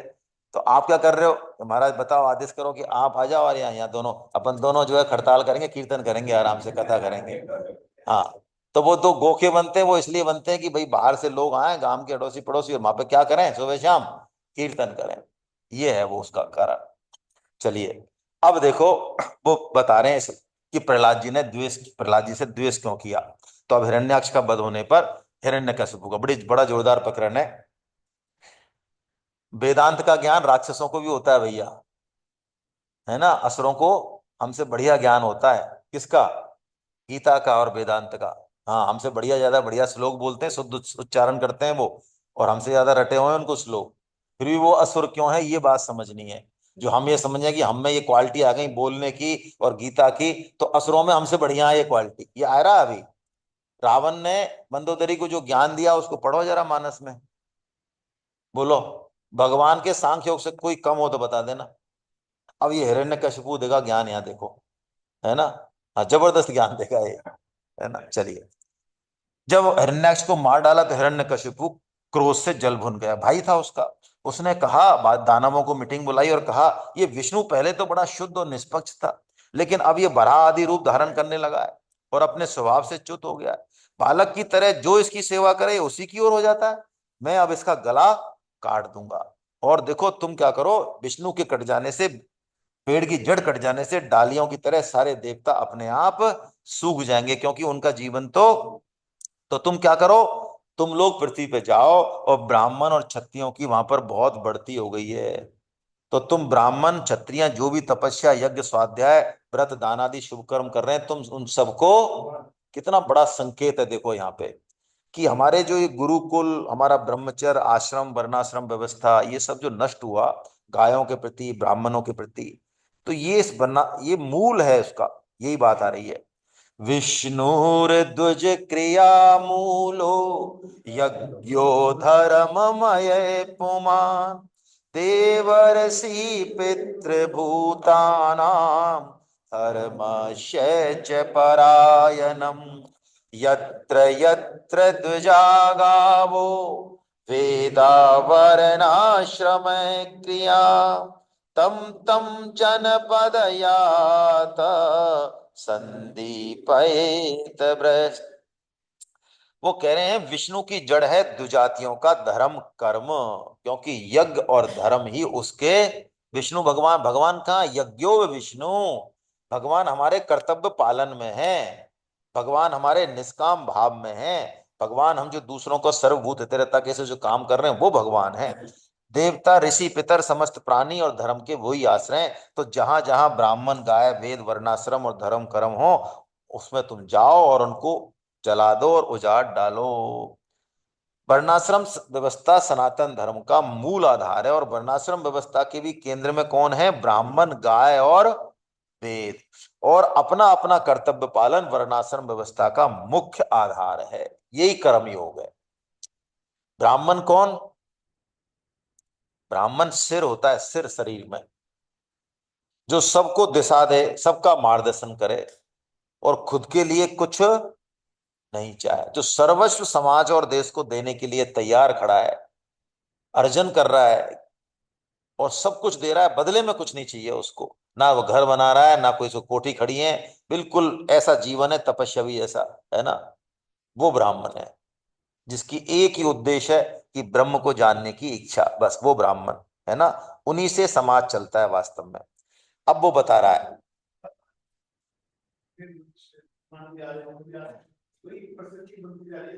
वही परिस्थिति बन रही है ये, क्योंकि लोगों को पता नहीं है। कई बार देश हित में काम करने वाले भी चूंकि शास्त्र नहीं पढ़ते हैं, इसलिए वो मूल चीजों को भूलते हैं, है ना। शास्त्र किसी न किसी संत की अगुवाई में रहना चाहिए, अच्छे संत जो है ना उनकी अगुवाई में रहना चाहिए। कोई भी चीज हो, संगठन हो, उससे ठीक रहता है, वरना हम लोगों की बुद्धि बहुत अलग तरीके से चलती है। जैसे आज स्वामी जी के सत्संग था ना, तो स्वामी जी ने जैसे ही वो लोगों ने वो गाय की दान पेटी देखी तो हटवा दी। अब बताओ, अब हमें यदि गीता भागवत नहीं पढ़े तो बताओ ये काम स्वामी जी का अच्छा है कि बुरा है? अरे अच्छा तो अब कह रहे हैं हम, अच्छा तो अब कह रहे हैं गीता भागवत पढ़ रहे हैं तो। यदि स्वामी जी की कोई गीता भागवत नहीं पढ़े, कोई देश और लगा हुआ है समाज के उद्धार के लिए, और वो कहे कि यार ये स्वामी जी ने है ना वहाँ गायों की जो दान पेटी थी वो हटवा दी सत्संग से, वो कह देंगे यार ये कैसे, ये संतों का दिमाग खराब हो गया है क्या यार? है ना, हम तो गाय की रक्षा के लिए प्राण दे रहे हैं और ये गाय के लिए दान भी नहीं उठाने दे रहे हैं। अब इसमें कितना सूक्ष्म भाव है, ये कौन समझ पाएगा? हैं? ये गीता पढ़ने वाले भी आधे से ज्यादा इसके फेवर में नहीं है, वो तो बोल नहीं रहे हैं। यदि मैं चर्चा करूंगा आवाज समय निकल जाएगा, है ना। वो स्वामी जी की जो बात है वो कितनी ऊंची बात है ना। गाय का पालन करो, गाय घर में रखो और दान पुण्य दो, वो बिल्कुल ही उसके लिए मना थोड़ी है, वो तो स्वामी जी ने खूब कहा है। अब वो कह रहे हैं देखो मेरी प्यारी माँ और बहू और पुत्रों सबको बैठाए कह रहा है, तुम हिरण्याक्ष के लिए शोक मत करो। क्यों? अरे जैसे प्याऊ पर बहुत से लोग मिल जाते हैं, वो आते हैं पानी पीते हैं और बता पूछ के, ऐसे ही भगवान जो है वो जीवों को मिलाता है और बिछड़ता है। तुम शरीर को आत्मा समझ लेते हो, यही तो अज्ञान है। इसी से अब बताओ, मेरे को तो इसमें ऐसी झांकी लगती है, अपनी झांकी लगती है इसमें, कि वास्तव में यार शरीर को पूरा मान के और कितना बढ़िया ज्ञान हो रहा है। इसी से प्रिय तथा अप्रिय वस्तु का मिलना और बिछुड़ना होता है, जबकि आत्मा तो अजर और अमर है। वेदांत के शुद्ध ज्ञान से सने इस लंबे चौड़े भाषण से एक बात स्पष्ट है कि शास्त्र या अध्यात्म की बातों को सिर्फ सीख लेने से काम नहीं। स्वामी जी ने भी ये बात बहुत पचासों बार कही कि तुम बातों को सीख रहे हो।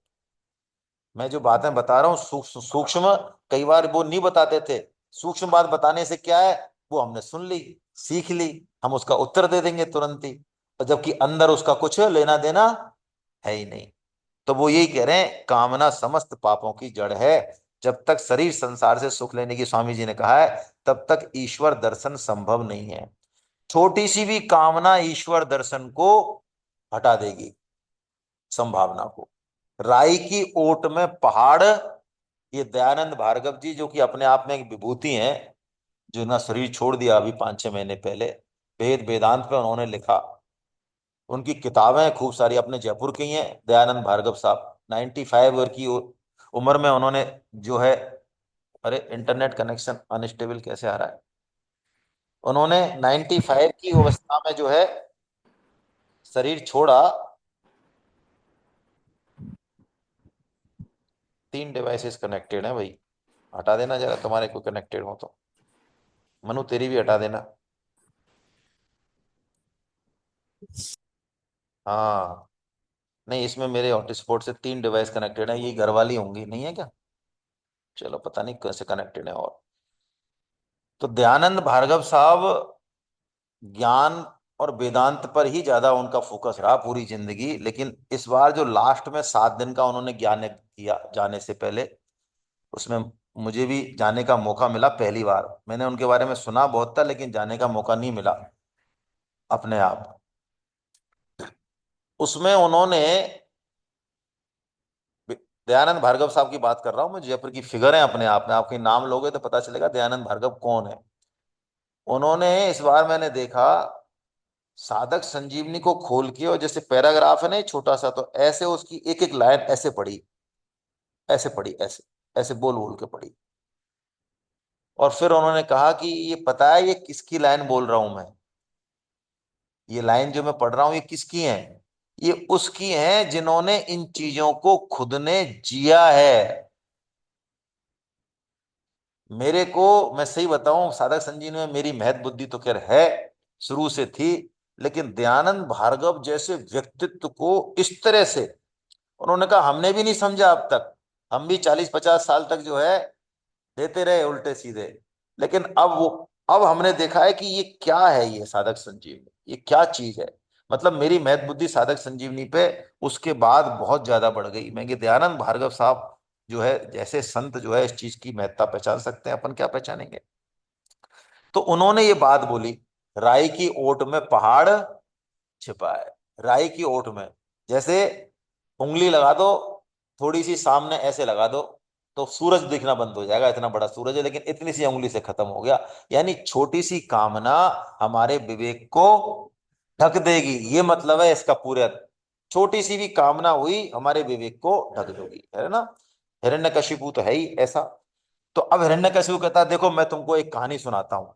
क्या सुनाता हूँ, एक उसी नगर में एक राजा था सुयज्ञ, उस पर आक्रमण कर दिया शत्रु ने और उसको मर गया। मर गया, उसका शव आया तो रानियां बहुत विलाप कर रही हैं, बुरी तरह से विलाप कर रही हैं, अरे विधाता तूने क्यों तो मिलाया और क्यों बिछाड़ा, इतनी तरह से रो रही हैं कि लोग जो है बड़े व्याकुल हो गए। तो उन लोगों को जब व्याकुल हो गए, शाम हो गई, तब यमराज जी आए। यमराज किसके रूप में आए, एक बालक के रूप में आए। और यमराज बोलते हैं बालक के रूप में आके कि रानियों, सभी प्राणियों की मृत्यु अपने पूर्व जन्म की कर्म वासना के अनुसार समय पर होती है, और समय पर ही उनका, फिर क्यों झूठ मूठ शोक कर रहे हो। देवियों, प्राणी दैव के सहारे जीता है, उसके ही सहारे जीता है।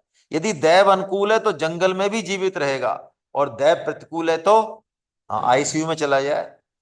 ऐसे ही दैव अनुकूल हो तो रास्ते में गिरी वस्तु भी ज्यों की त्यों पड़ी मिल जाएगी, और प्रतिकूल हो तो तिजोरी में रखी वस्तु भी चली जाएगी, है ना। यमराज रोती हुई रानियों से कहा, मूर्ख रानियों, तुम्हारी भी यही दशा होने वाली है, तुम्हें अपनी मृत्यु तो दिखती नहीं और इसके लिए रो पीट रही हो, जिसके लिए तुम शोक कर रही हो। तो वो शरीर, तुम शरीर ही तो मानती थी इसको, आत्मा का तो तुमको ज्ञान है नहीं, तो ये शरीर तो तुम्हारे सामने पड़ा है। अरे महाराज ये तो पड़ा है, लेकिन ये बोल खा रहा है, सुन खा रहा है। तो वो बोल रहा है सुन रहा है वो तो प्राण के कारण था। तो प्राण तो अपने आप में जड़ है, प्राण से थोड़ी कोई शरीर चलता है। प्राण कब चलता है, प्राण को किसका आश्रय चाहिए, आत्मा का आश्रय चाहिए। सूक्ष्म शरीर और स्थूल शरीर को किसका आश्रय चाहिए, आत्मा का आश्रय चाहिए। तो कहने का मतलब वो ये बात कह रहे हैं कि असली चीज आश्रय है ना। प्राण बहुत इंपॉर्टेंट चीज है, क्यों, प्राणों से ही इंद्रियों में चेतना आती है, चेष्टा करती हैं, इसलिए प्राण बहुत महत्वपूर्ण है। लेकिन प्राण है तो सूक्ष्म शरीर का भाग ही, सूक्ष्म शरीर का भाग से भी महत्व कारण शरीर है, कारण शरीर भी किस पे टिका हुआ है, आत्मा पे टिका हुआ है। यानी कुल मिला के हमको ये समझना चाहिए कि मूल में आत्मा ही है। इस शरीर का जो हम देख रहे हैं चलना फिरना बोलना, इसमें मूल में आत्मा ही है, चाहे वो हमको दिखे चाहे नहीं दिखे, ये मतलब है। तो तुम कितना ही छाती पीट लो, तुम वापस युग को नहीं पा सकोगी। जैसे काठ में रहने वाली व्यापक अग्नि स्पष्ट ही उससे अलग है, या जैसे आकाश सब जगह एक जैसा है पर किसी के गुण दोष से लिप्त नहीं होता, ऐसे ही समस्त देहधारियों में रहने वाला और उनका आश्रय ये आत्मा भी शरीर से अलग। और आत्मा जब तक 17 तत्वों से बने लिंग शरीर, ये है। भागवतम में लिंग शरीर की बहुत चर्चा है, गीता में तो नहीं आई है। 5 प्राण, 5 कर्मेंद्रियां, 5 ज्ञानेंद्रियां, बुद्धि और मन से जब तक अपना संबंध मानता है तभी तक वह कर्मों से बंधा रहता है। लिंग शरीर है तभी तक ही देहाभिमान है भाई, है ना। और तभी तक कर्मों का बंधन है। यदि मान लो लिंग शरीर से हमारा कनेक्शन हट जाए, अनुभव में आ जाए, तो फिर उस शरीर से कितने भी कर्म हुए हों उससे हमारा कोई लेना देना नहीं रह जाता, है ना, यही मतलब है। हिरण्यकशिपु कहता है तुम किसी के लिए शोक मत करो। तब दिति ने शोक त्याग दिया और अपना चित्त परमात्मा में लगा दिया। यक्ष ने एक प्रश्न किया, संसार का सबसे बड़ा आश्चर्य क्या है? तो युधिष्ठिर ने यही बात कही कि लाखों जीव प्रतिक्षण मृत्यु को प्राप्त हो रहे हैं, फिर भी मूर्ख जीव मृत्यु की तैयारी नहीं करता, उसे चेत। प्रभुपाद जी महाराज भी यही कहते हैं कि हम कितने ही समझदार बन लें, हम मूर्ख हैं महान। क्यों? कि हमको किसी भी क्षण लात मार के, उन्होंने यही शब्द किया, इस शरीर से पृथक हो जाएंगे हम, और हमारी अगली योनि क्या होने वाली है इस बारे में हम ना तो जानने की चेष्टा करते हैं ना सोचने की चेष्टा करते हैं, और मंसूबे बड़े बड़े, तो हम मूर्ख ही तो हुए। यही नहीं पता है कि हम कुकर सुकर जाएंगे, कहाँ जाएंगे, हमको यही नहीं पता है कितना समय बचा हुआ है। तो ऐसा इसने उपदेश दिया और फिर वो तपस्या करने चला गया। इतना जबरदस्त तप किया उसने। ब्रह्मा जी ने कहा कि ऐसा तप ना तो कोई आगे करेगा ना किया है। हाँ बताओ, कोई ऋषि ने भी ऐसा तप नहीं किया जैसा किसने किया है। तो बताओ, तप में हमसे आगे, गीता के शुद्ध उच्चारण में हमसे आगे, वेदांत के ज्ञान में हमसे आगे, बोलो असुर कहीं कम पड़ रहे हैं हमसे? हैं? अब ब्रह्मा जी आए, तो ब्रह्मा जी को उन्होंने कहा कि महाराज, मैं अजर अमर और संसार का एक छत्र सम्राट बनना, क्यों, मैं ये पाप पुण्य की सब परिभाषा बदल दूंगा। हाँ, ये तुमने पुण्यों को ऊपर उठा रखा है ना, भगवान विष्णु सारे हो रहे हैं, कुछ नहीं, भगवान विष्णु के बैकुंठ वैकुंठ को सब नीचे पटक दूंगा मैं। मेरे को ऐसा तुम कुछ दो जिससे मैं ये सारा काम करूं, बताओ। ब्रह्मा जी ने कहा भैया ऐसी चीज तो मेरे बस की बात। हाँ। तब उन्होंने कहा कि ऐसा करो, सृष्टि निर्माण तो आप ही करते हो ना। हाँ, तो ऐसा तो वर दे दो कि आपकी बनाई हुई चीज से मैं नहीं मरूं। है, ना तो घर घर के अंदर मरूं, ना बाहर मरूं, ना आकाश में मरूं, ना जमीन मरूं, ना रात में मरूं, ना दिन में मरूं, न मनुष्य से मरूं, ना पशु से मरूं, ना अस्य से मरूं, ना सस्य से मरूं, न निष्प्राण से मरूं, ना प्राणवान से मरूं, ना देवता से मरूं, ना असुर से मरूं, ना महर्षि से मरूं, किसी से भी नहीं मरूं मैं, और सबका सम्राट बन जाऊं, ये वर तो दे दो। ब्रह्मा जी ने तथास्तु कर दिया। बताओ, अब भगवान लगाए दिमाग। और इतना खतरनाक वर मांगा है, ब्रह्मा जी ने तथास्तु कर दिया। अब बताओ, इन वरों से भी होते हुए भी भगवान इसको खत्म करेंगे, आखिर में भगवान वास्तव में कैसे हैं?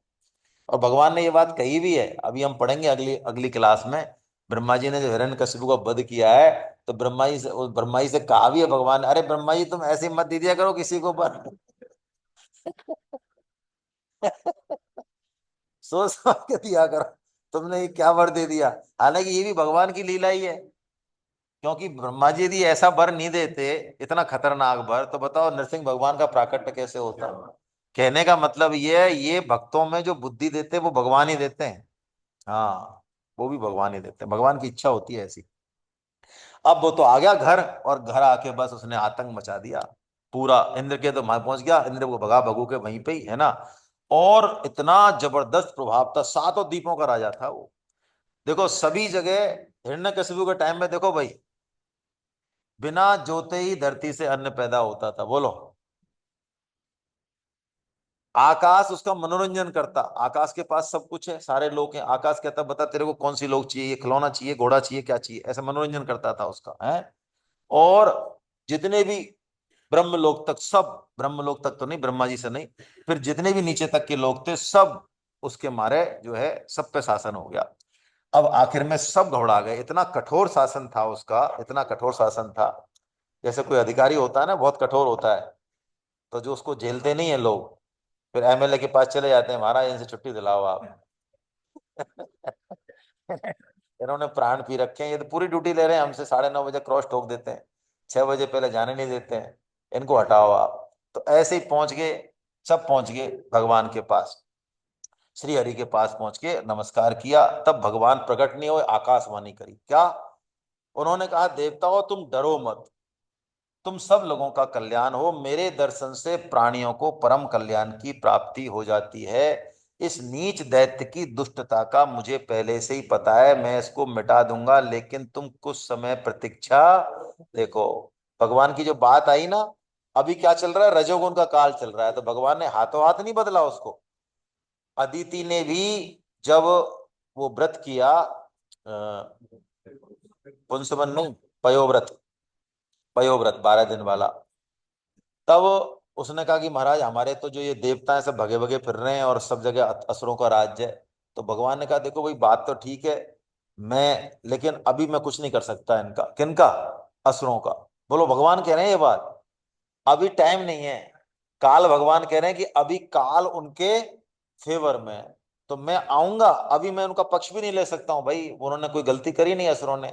लेकिन मैं तुम्हारे कोख से वामन भगवान के रूप में आता हूं, तो मैं इंद्र का क्या हो जाऊंगा, छोटा भाई हो जाऊंगा, तभी तो उपेंद्र नाम है उनका। तो भाई का पक्ष ले सकता है, फिर मैं जो है करूंगा, ऐसे भगवान ने कहा है। तो यहाँ पे भी भगवान ने यही कहा है ना, यदा देवेषु वेदेषु गोपु विप्रेषु साधुषु धर्मे मयि च विद्वेष सेवा आसु विनश्यति। कोई प्राणी देवता वेद गाय ब्राह्मण साधु धर्म और मुझसे द्वेष करेगा तो वो शीघ्र ही, तो इसका कैसे होगा महाराज। तो वो कह रहे हैं जब ये अपने वैरहीन शांत और महात्मा पुत्र प्रहलाद से द्वेष करेगा, तब मैं इसको मार डालूंगा, चाहे कैसा भी बर हो भले ही।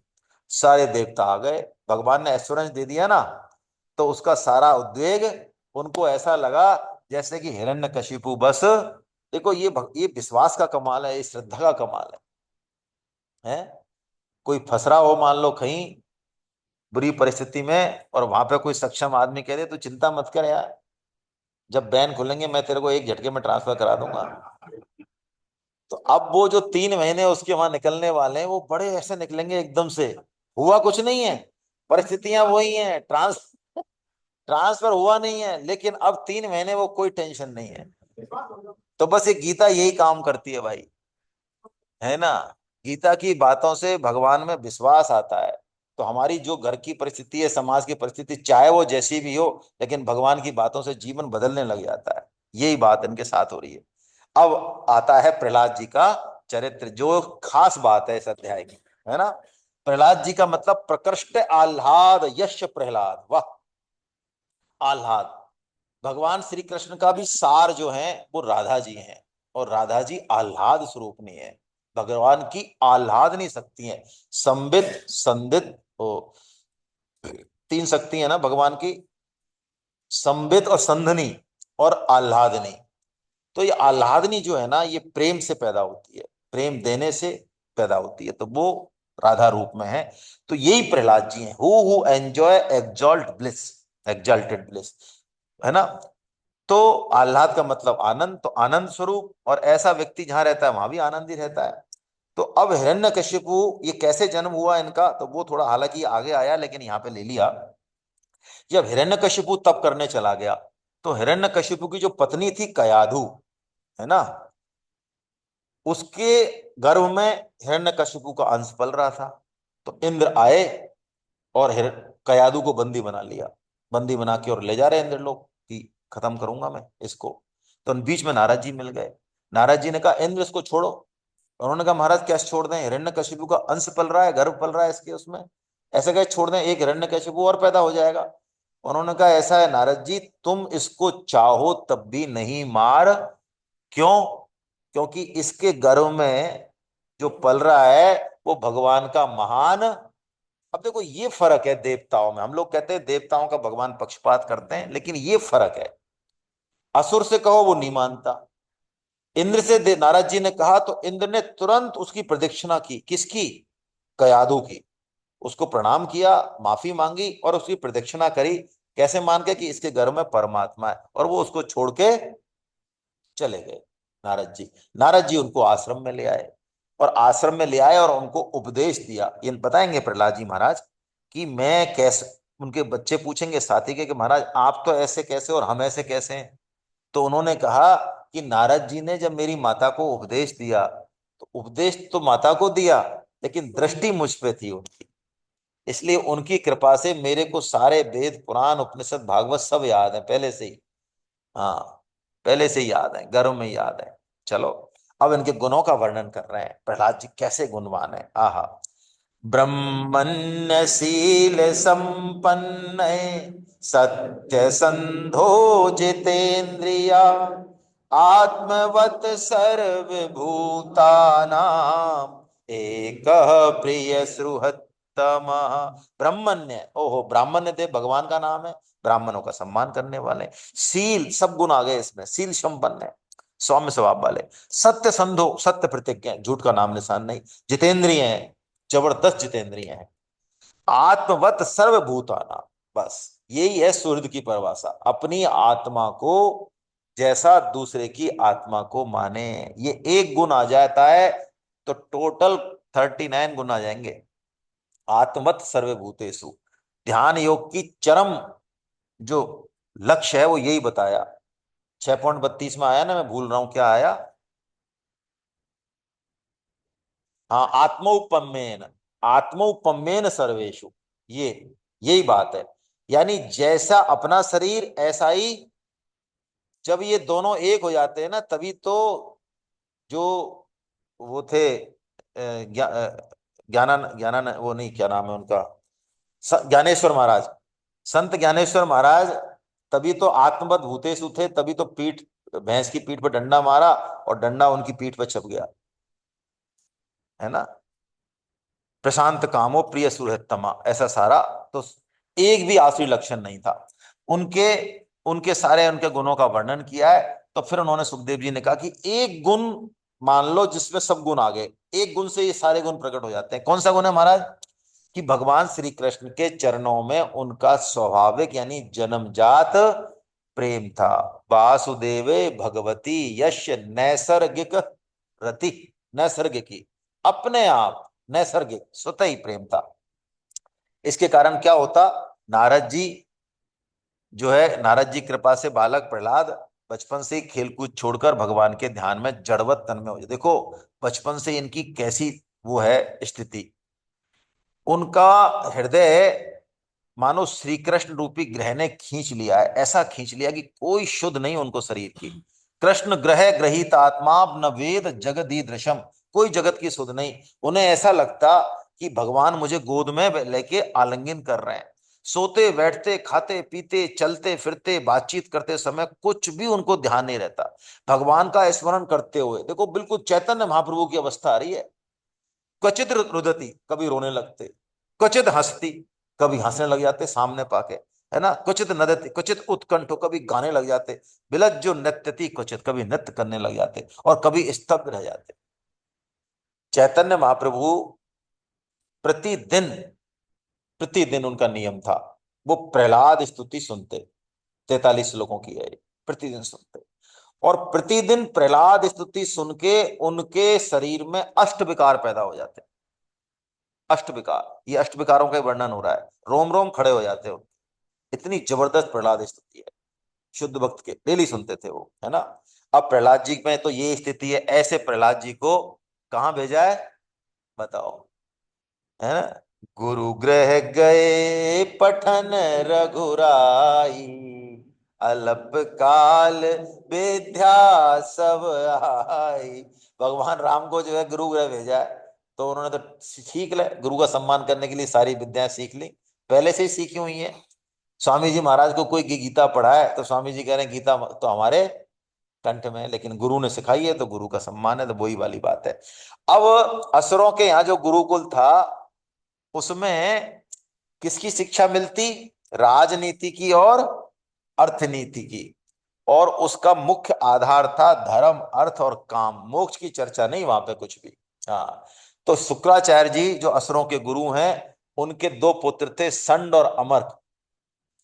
ये गुरुकुल के इंचार्ज थे, बच्चों के गुरुकुल के, है ना। तो इन्होंने इनको पढ़ाया प्रहलाद जी को। और फिर एक दिन वो, भाई राजा का लड़का है, तो वो लेके गए दोनों संड अमर, चलो भाई पिताजी के पास तुम्हारी प्रोग्रेस कार्ड चेक करते हैं। तो पिताजी ने, हिरण्यकशिपु ने बड़े प्यार से उनको गोद में बिठाया और उनका सिर सूंघा और बोला, बेटा तुमको कौन सी बात अच्छी लगती है, तुमने क्या सीखा मतलब स्कूल में? तो क्या बोलते हैं प्रहलाद जी, पिताजी हम लोग देह बुद्धि के कारण आसक्त होकर अपना पतन कर लेते हैं। इस संसार कूप में पड़ने से तो अच्छा है कि हम मैं मेरे के दुराग्रह को त्याग दें और भगवान श्री हरि का भजन करें। तो तो फिर हिरण्यकशिपु इसको देख के ठठा के हंसा। कि उसने गुरुपुत्रों से कहा कि दूसरों को बहकाने से बालकों की बुद्धि यों ही, इसलिए इसकी पढ़ाई पर। हाँ, अब वो संड अमर को उनको वापस ले आए और उन्होंने कहा तू मरवाया क्या हमको भैया। तो उसको ठीक से दोबारा से उन्होंने समझाया, और साम दाम दंड भेद है ना, तो उनको भय दिखाते हुए और उनको ये काम, इस अर्थ धर्म अर्थ और काम संबंधी शिक्षा दी। और जब प्रहलाद जी क्या, उनको सबको सुनते और सुना भी देते, याद भी कर लेते, लेकिन उनका उनमें कतई भी भाव नहीं था। तो फिर ले गए वो, पहले तो रिपोर्ट खराब करा दी इन्होंने, तो संड अमर फिर ले गए प्रहलाद जी को। तो प्रहलाद जी अब की बार बड़े प्रसन्न हो गए। हिरण्यकशिपु ने फिर गोद में बैठाया, सिर सूंघा कि बेटा अब कोई बढ़िया सी बात सुनाओ हमको, तुम जितनी तुमको पढ़ाई करी है ना तुम्हारे गुरुजी ने, अब उसमें से कोई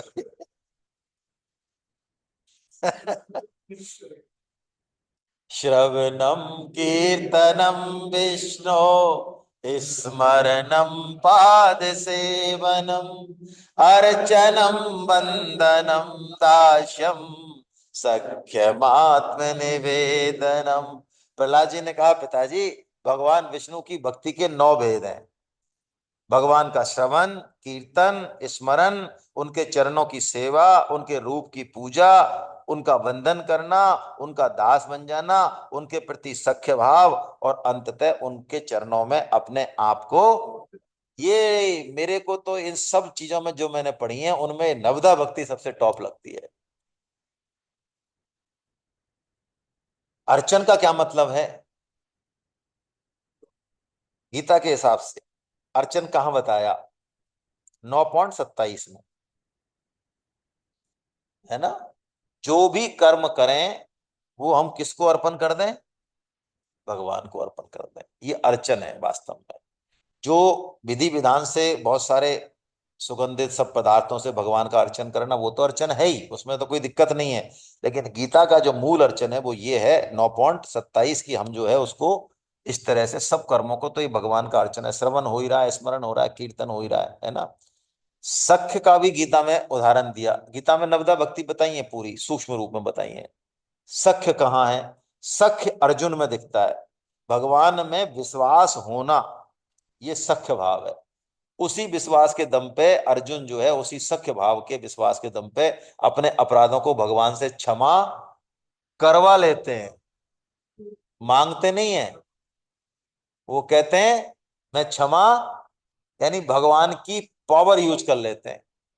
जैसे कई बार कलेक्टर कहते हैं साहब हमने उस समय चीफ सेक्रेटरी की पावर यूज कर ली, चीफ सेक्रेटरी ने कहा तुम तो ले लो डिसीजन, मेरी तुमको सहमति है। ऐसे भक्त क्या करता है? भगवान की, हाँ, पावर इस्तेमाल कर लेता है।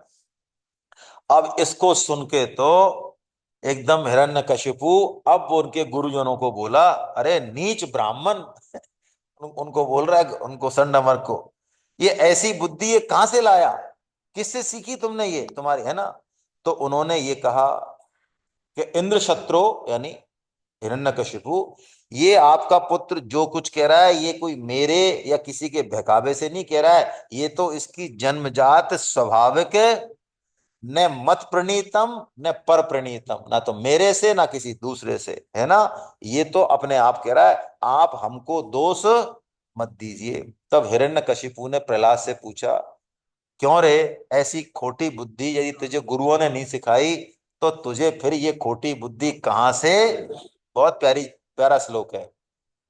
मतिर्न कृष्णे परते स्वतो वा मिथोभिपथ्येत ग्रहे वृतानाम अदांत गोभिर् विसताम तमिश्रम पुनः पुनश्चर्वित चर्वनानाम। ले खराब हो गई।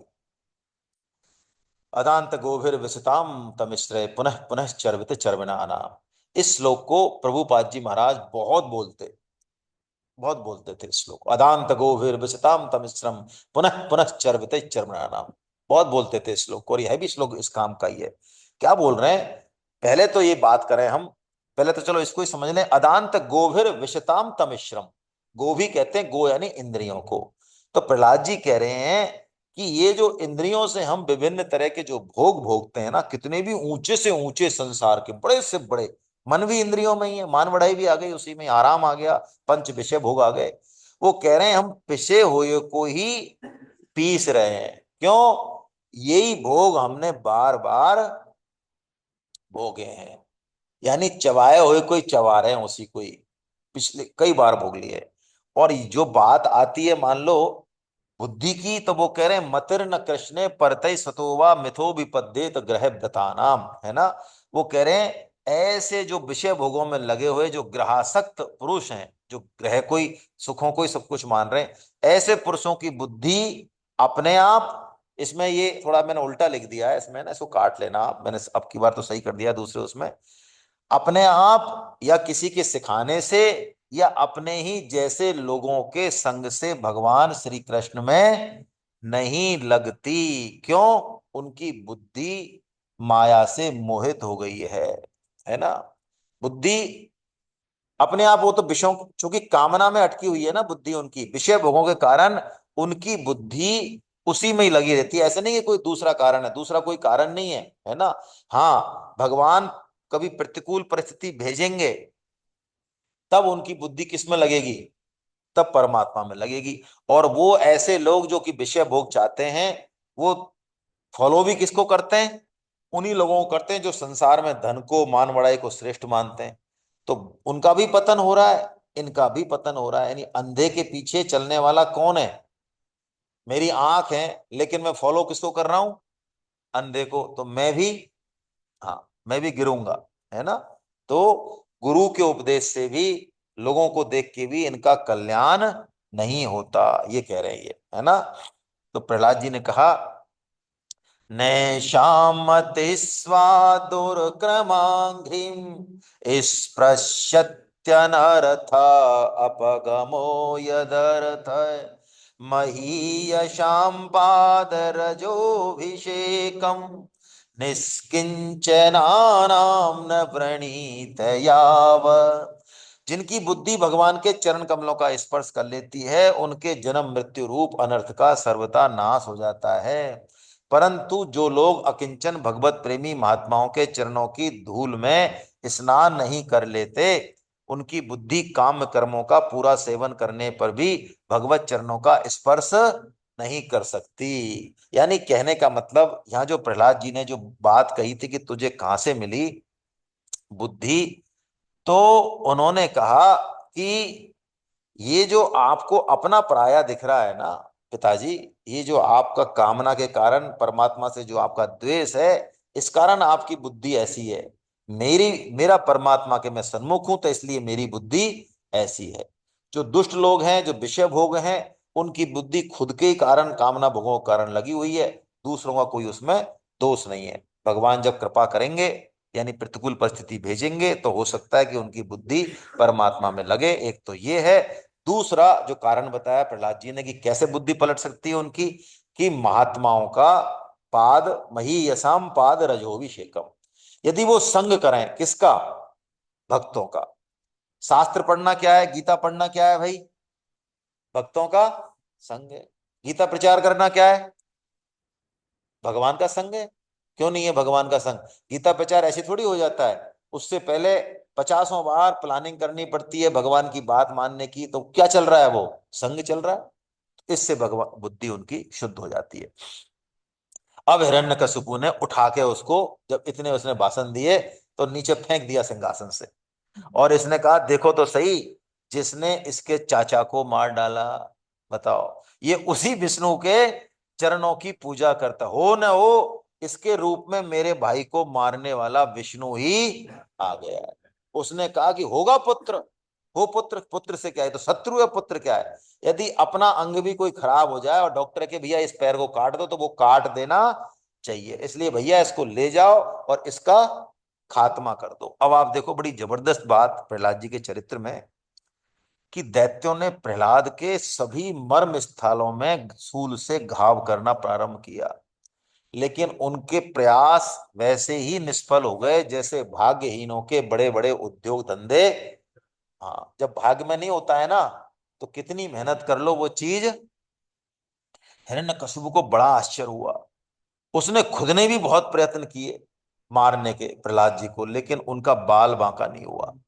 अब हिरण्यकशिपु बड़ा चिंता मग्न हो गया कि इतने उपायों से भी बताओ ये डर नहीं रहा है, दूसरी बात मर नहीं रहा है और डर भी नहीं रहा है, ऐसे निसंग खड़ा है ये। तो अब मैंने तो इससे पंगा तो ले लिया, तो ऐसा नहीं हो कि ये मेरा जो है कोई अहित कर दे, और बड़ा चिंता मग्न हो गया। तब जो संडमर्क थे उन्होंने कहा कि महाराज आप इतनी चिंता क्या करते हो। हाँ, बालकों का जो व्यवहार होता है ना, उसमें गुण दोष का कोई वो नहीं करते हम लोग। कई बार बालक कुछ भी कर देता है, अच्छा भी करता है तब भी हम मानते हैं हाँ कर दिया होगा, और बुरा भी करता है तब भी, क्योंकि उसमें उसकी कोई खुद की, तो ये तो बालक है, कभी कभार बुद्धि बिगड़ जाती है, तो कोई बात नहीं, अभी हम इसको दोबारा और ले जाते हैं, एक चांस और दो आप हमको, और फिर हम इसको जो है इसको ठीक करके लाएंगे।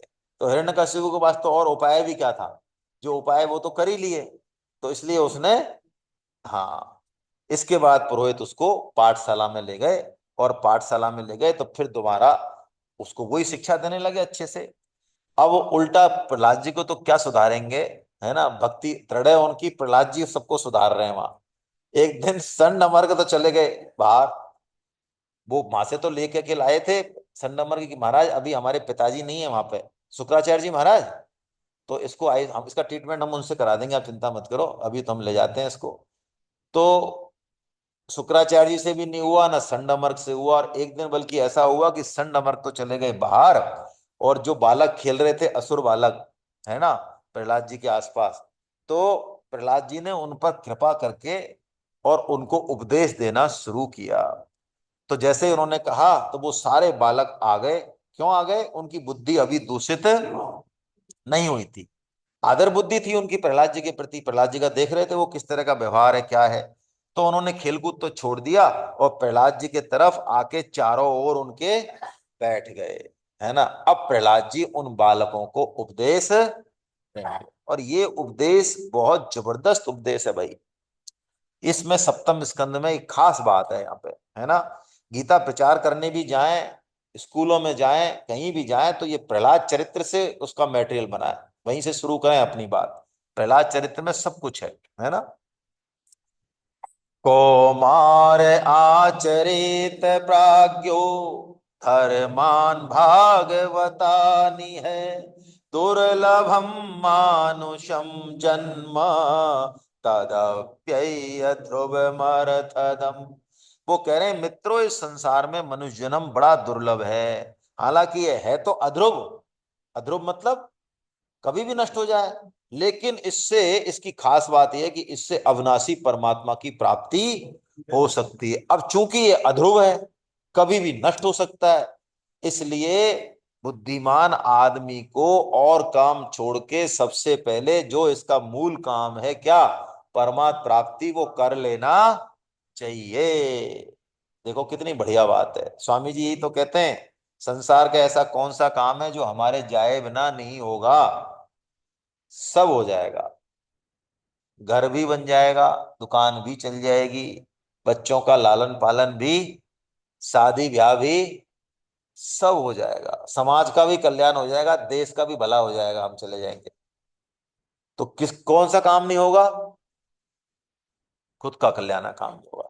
तो वो कह रहे हैं शरीर को स्वस्थ रखो, हष्ट पुष्ट रखो, क्यों, देखिए धर्म अर्थ काम और मोक्ष, ये चार जो पुरुषार्थ हैं, आयुर्वेद में, आयुर्वेद शास्त्र में ऐसा एक श्लोक है कि धर्म अर्थ काम मोक्ष पुरुषार्थानाम मूलम आरोग्यम, मूलम आरोग्यम, यानी यदि शरीर सही नहीं हुआ तो बताओ अर्थ कर लेंगे, काम कर लेंगे, धर्म कर लेंगे, मोक्ष की भी बात नहीं, हालांकि शरीर जरूरी नहीं है मोक्ष के लिए, लेकिन उस तरह का विचार आएगा ही नहीं बिना क्रिया के, बिना अभ्यास के, है ना। इसलिए हमारे शास्त्रों में कहा पहला सुख निरोगी काया, हाँ, तो कल्याण का प्रयत्न कर लेना चाहिए, ये कहा है। सब तैयार है, स्वामी जी कह रहे हैं शास्त्र परमात्मा संत महात्मा सब तैयार हैं, है ना, बस हमारी इच्छा है।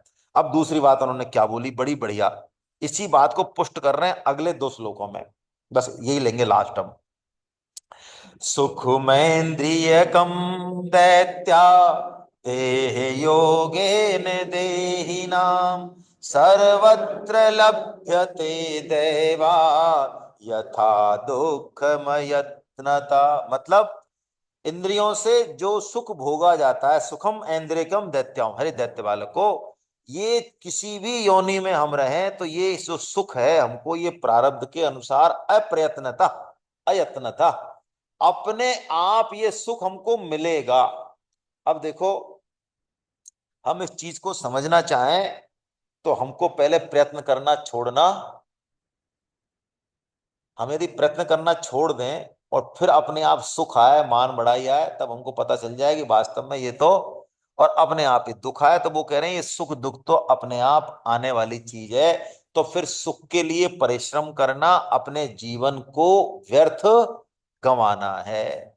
तो तत्प्रयासो न कर्तव्यो यत आयुर्व्यय परम न तथा विन्दते क्षेमं मुकुंद चरणाम्बुजम।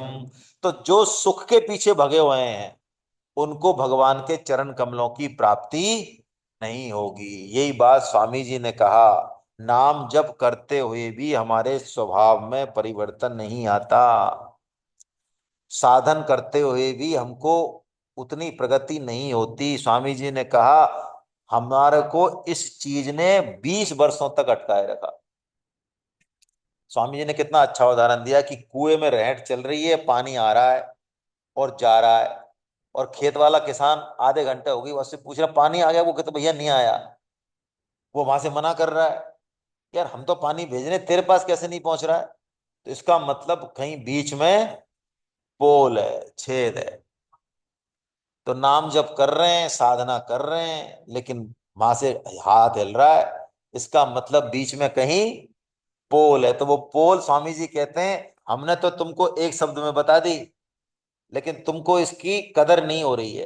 क्यों नहीं हो रही है? हमको तो ये मिली बहुत समय में, बहुत विचार विमर्श हुआ, बहुत संतों से हम पास गए, बहुत लोगों से हमने पूछा, तब जाके हमको मिला कि ये जो हम शुभ कर्म भी करते हैं, सत्कर्म करते हैं, हमारी सुख लेने की आदत वहां भी, यहां भी बनी हुई है।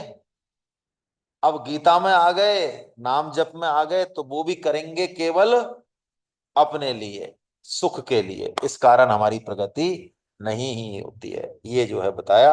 अब इसके आगे जो है अगली बार लेते हैं, आज बहुत है इतना ही, है ना। कबीरदास जी का एक पद ले रहे हैं भाई योगेश जी,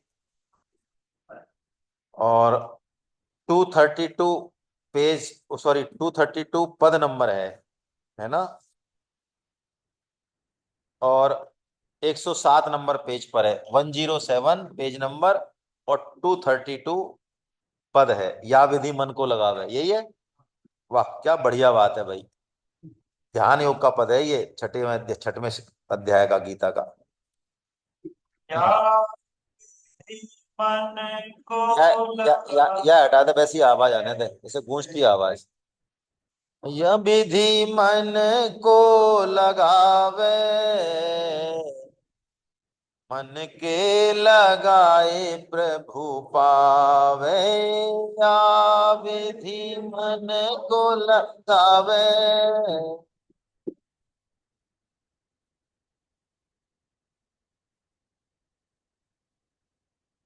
मन के लगाए प्रभु पावे। जैसे नटवा चढ़त बांस पर, जैसे नटवा चढ़त बांस पर, ढोलिया ढोल बजावे, ढोलिया ढोल बजावे।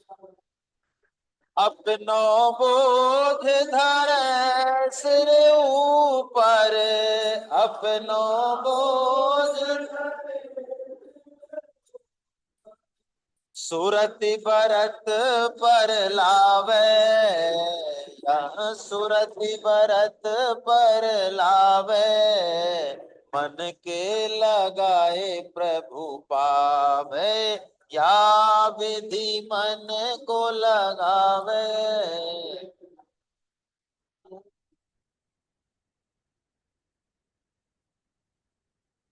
जैसे भुवंगम चरत बनहि में, जैसे भुजंगम ओस चाटने जावे।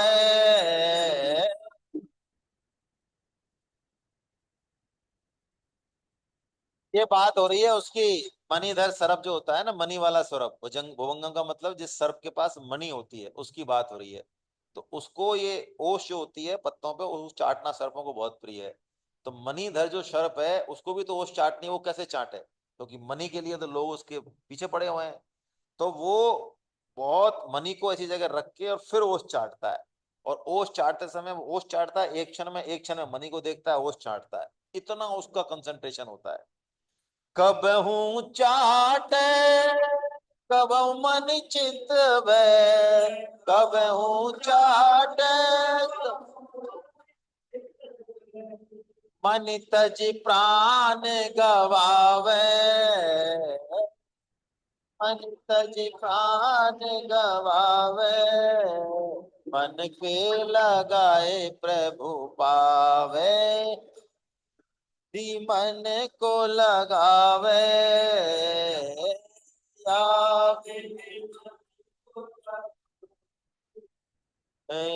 मन के लगाए प्रभु पावे।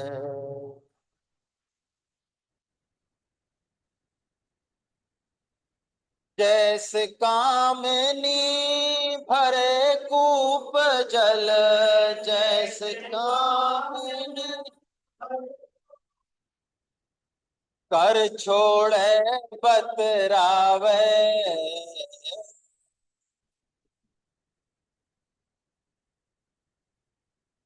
नो रंग सखी जन संग राचे,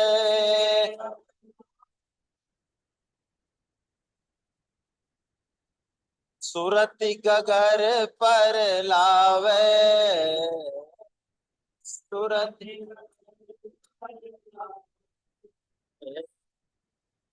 के लगाए प्रभु पावे, मन के लगाए,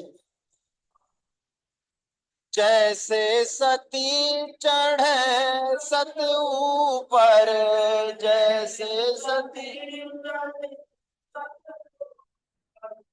अपनी काया जरावे, अपनी मातु पिता सब कुटुंब त्यागे, मातु पिता सुरति पिया पर लावे, सुरति पिया पर लावे, मन के लगाए प्रभु पावे, या विधि मन को लगावे, या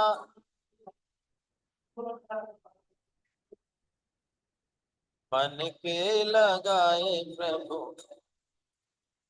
धूप दीप नैवेद्य अर्घ जा, धूप दीप ने ज्ञान की आरती लावे,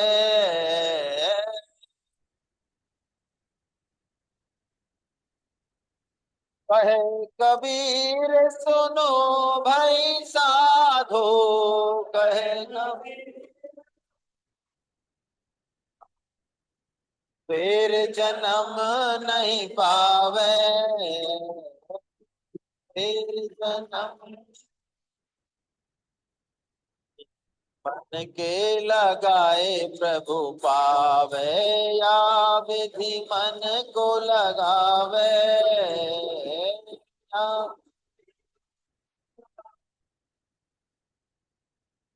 मन के लगाए प्रभु पावे, मन के लगाए प्रभु पावे, मन के लगाए प्रभु पावे।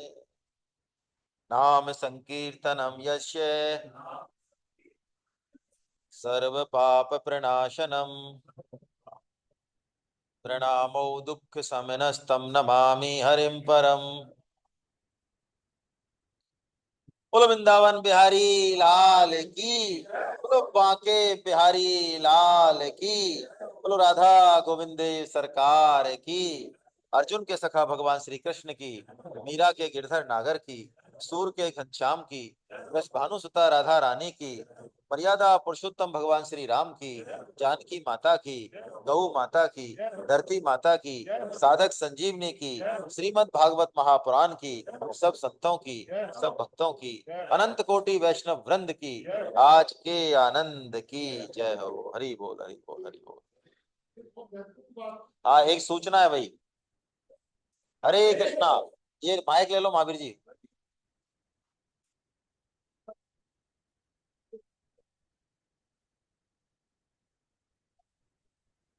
क्लास शुरू हो गई है। फिर क्लासों में तो वो खुद जा रहे हैं, मैं जिनके रजिस्ट्रेशन करा रहा हूँ वो आ रहे हैं। तो मेरा कहना ये है कि ये जो आनंद आप ले रहे हो भागवत के बारे में, ये नहीं माने आप कि आपका ऊपर निकल गए गीता से, है ना। और हमें गीता क्लासों को स्ट्रॉन्ग करना है, गीता क्लासों में खुद भी जाना है, और अपने जिनके रजिस्ट्रेशन कराए उनको भी अपने को चेक करना है वो आने के लिए आए। मेरा जो अनुभव है पिछले 2 क्लास का, मैं देख रहा हूँ जिन क्लास साधकों को रजिस्ट्रेशन कराए वो गीता क्लास में नहीं जा रहे, क्योंकि उन्होंने सोच लिया कि भागवत क्लास में आ रहे हैं तो गीता में जाने की जरूरत नहीं है। हाँ। तो कृपया करके इसको ध्यान दें, हमारा मूल काम है भगवान की वाणी का प्रचार। वो तभी होगा जब हम खुद भी जाएंगे और अपने बहुत बढ़िया। लोगों को लेके जाएंगे। हरे कृष्ण। बहुत अच्छा है भाई, महावीर जी जो कह रहे हैं बहुत इंपॉर्टेंट बात है कि हमने जिन साधकों को जोड़ा है ना, तो थोड़ी सी सेवा और करें, उनको चेक करें वो जा रहे हैं कि नहीं जा रहे हैं, फोन करें। और दूसरी बात, खुद भी जाएं, खुद भी जाएं ना, जो सीनियर साधक है वो गीता से कुछ ना कुछ सीखेंगे। चलिए, हरे कृष्णा हरे कृष्णा हरे कृष्णा। हरि गुप्ता जी आए क्या? हरि गुप्ता जी। हरे कृष्णा हरे कृष्णा हरे कृष्णा। हाँ, आज एग्जाम है छठवें स्कंद की भाई। आज छठवें स्कंद की